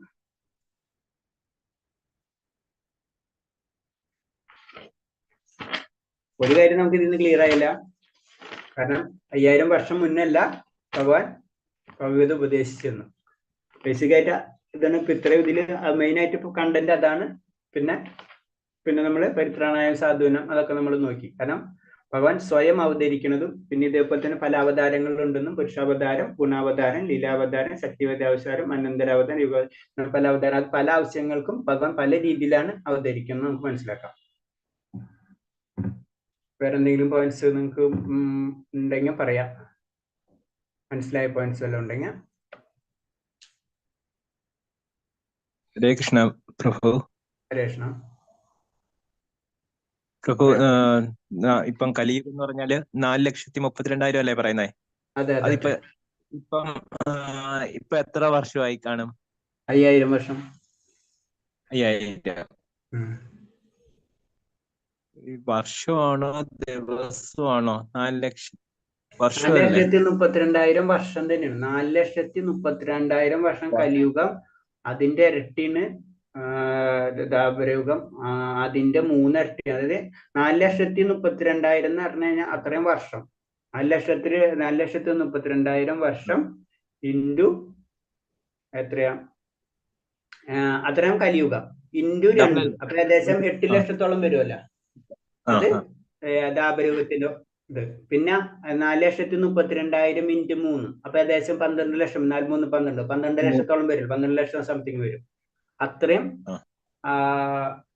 ത്രേതായുഗം വരും. പിന്നെ 4,32,000 ഇൻറ്റു 4, ഏകദേശം 4 ഇരട്ടി കലിയുഗത്തിന്റെ 16 ലക്ഷത്തി സമയം 17 ലക്ഷത്തോളം വരും. അത്രയും ഇത് സത്യയുഗം. അങ്ങനെയാണ് വരുന്നത്. ഈ 3 കൂട്ടുമല്ല. അത് കൂട്ടുമ്പോ ആ കൂട്ടുന്നതിന് പറയുന്ന, ആ കൂട്ടുന്ന ഒരു ടൈം കിട്ടും. ആ കൂട്ടുന്നതിന് ചതുർയുഗം എന്ന് പറയുന്നത്. അപ്പൊ ചതുർയുഗത്തിന് അങ്ങനെ 1000 ചതുർയുഗങ്ങളും ഇൻറ്റു 1000. ഇപ്പൊ എത്ര വർഷം നമുക്ക് ഇമേജ് ചെയ്യാൻ പറ്റാ, അത്രയും വർഷമായി കഴിഞ്ഞു. അത്രയും വർഷമാണ് ശരിക്കും കൽപ്പം, അല്ലെങ്കിൽ ബ്രഹ്മാവിന്റെ പകൽ ഇൻറ്റു 2. അപ്പൊ ഒരു ദിവസം ഇൻറ്റു 365. ഒരു ദിവസം ഇൻറ്റു 365 വർഷമായില്ല. ഇൻറ്റു 12, അപ്പൊ എത്രയായി? ഒരു വർഷമായി. സോറി, ഇൻറ്റു 365 എന്ന് തന്നെ പറയുമ്പോ ഒരു വർഷമായി. ഇൻറ്റു 100 വർഷമാണ് ബ്രഹ്മാവിന്റെ കാലാവധി. അതിന് അതിന്റെ ഒരു കാൽക്കുലേഷൻ. അതിൽ പിന്നെ മന്വന്തരം പറയുന്നുണ്ട്. 14 മന്വന്തരാണ്. അത് വേറെ കാൽക്കുലേഷൻസ് ആണ്. അത് ചതുർയുഗത്തിന്റെ 14 മന്വന്തരാണ് ചതുർയുഗത്തിൽ വരാം. അത് നിങ്ങൾക്ക് പിന്നീട് വരുന്നുണ്ട്. 7ാമത്തെ ചതുർയുഗത്തിലാണ് ഇവിടെ അവതരിച്ചെന്ന് പറയുന്നുണ്ട്. അത് പറയുന്നുണ്ട് നമ്മളെ ഭഗവാൻ 27ാം മന്വന്തരം 28ാമത്തെ ചതുർയുഗത്തിലാണ് ദ്വാപരയുഗത്തിന്റെ മുറയ്ക്ക് ഭഗവാൻ അവതരിക്കും. ബ്രഹ്മാവിന്റെ ഒരു ദിവസത്തിൽ 7ാമത്തെ മന്വന്തരത്തിന്റെ 28ാമത്തെ ചതുർയുഗത്തിൽ ദ്വാപരയുഗത്തിൽ മുറയ്ക്ക് ഭഗവാൻ അവതരിക്കുന്നു പറയുന്നുണ്ട്. അതാണ് ഭഗവാന്റെ പൂർണ്ണമായിട്ടുള്ള സ്വന്തമായിട്ടുള്ള അവതാരം എന്ന് പറയുന്നത്. യഥാ ഇതാ ഹി ധർമ്മസ്യ ഗ്ലാനിർഭവതി ഭാരത് അഭ്യുത്ഥാന ധർമ്മസ്യ തദാത്മാന സൃജാമിഹ എന്ന് പറയുന്നത്. അവിടെ ആ സമയത്ത് ഭഗവാൻ അവതരിക്കുന്നത് ഈ സമയത്ത്.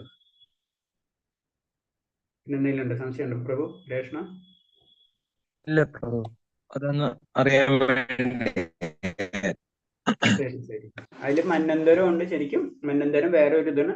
മനുക്കൾ എന്ന് പറയല്ല, അതാണ് മനുക്കളെ കാലാവധി എന്ന് പറയുന്നത്. ഓരോ മനുക്കൾ, അതിന് മന്വന്തര അവതാരങ്ങൾ വരുന്നത്. ഓരോ മന്വന്തരത്തിലും ഭഗവാൻ അവതരിക്കും. അപ്പൊ 14 മന്വന്തരങ്ങളാണ് വരുന്നത്. അപ്പൊ 14 മന്വന്തരങ്ങൾ വരുമ്പോ അതിൽ ഓരോ മന്വന്തരത്തിലാണ് ഭഗവാൻ അവതരിക്കുന്നുണ്ട്. അതാണ് മന്വന്തര അവതാരങ്ങൾ പറഞ്ഞു. അപ്പൊ അതൊന്നുകൂടി ക്ലിയർ ആയപ്പോഴാണ് പറയുന്നത് 7ാമത്തെ മന്വന്തരത്തിൽ 28ാമത്തെ ചതുർയുഗത്തിലാണ് ഭഗവാൻ അവതരിക്കുന്നത്. പിന്നെ എന്തെങ്കിലും ഡൗട്ട് ഉണ്ടോ? എന്തെങ്കിലും സംശയം ഉണ്ടോ? ഇല്ല പ്രഭു. രേഷ്ണ. അപ്പൊ നമുക്ക് നിർത്താം. ഓക്കെ. വാഞ്ചകൽപതരൂപേച്ച കൃപാസിന്ധ്യാപേച്ച പതിനാം പാവനേഭ്യ വൈഷ്ണവേഭ്യ നമോ നമഃ. അനന്തകോടി വൈഷ്ണവ ഭക്തർക്ക് ജയ്, പ്രഭുവാദിക്ക് ജയ്, ഗുരുദേവക്ക് ജയ്. ഹരേ കൃഷ്ണ. അപ്പൊ ഞാൻ അടുത്ത ക്ലാസ്സിൽ കാണാം നമുക്ക്. ഹരേ കൃഷ്ണ.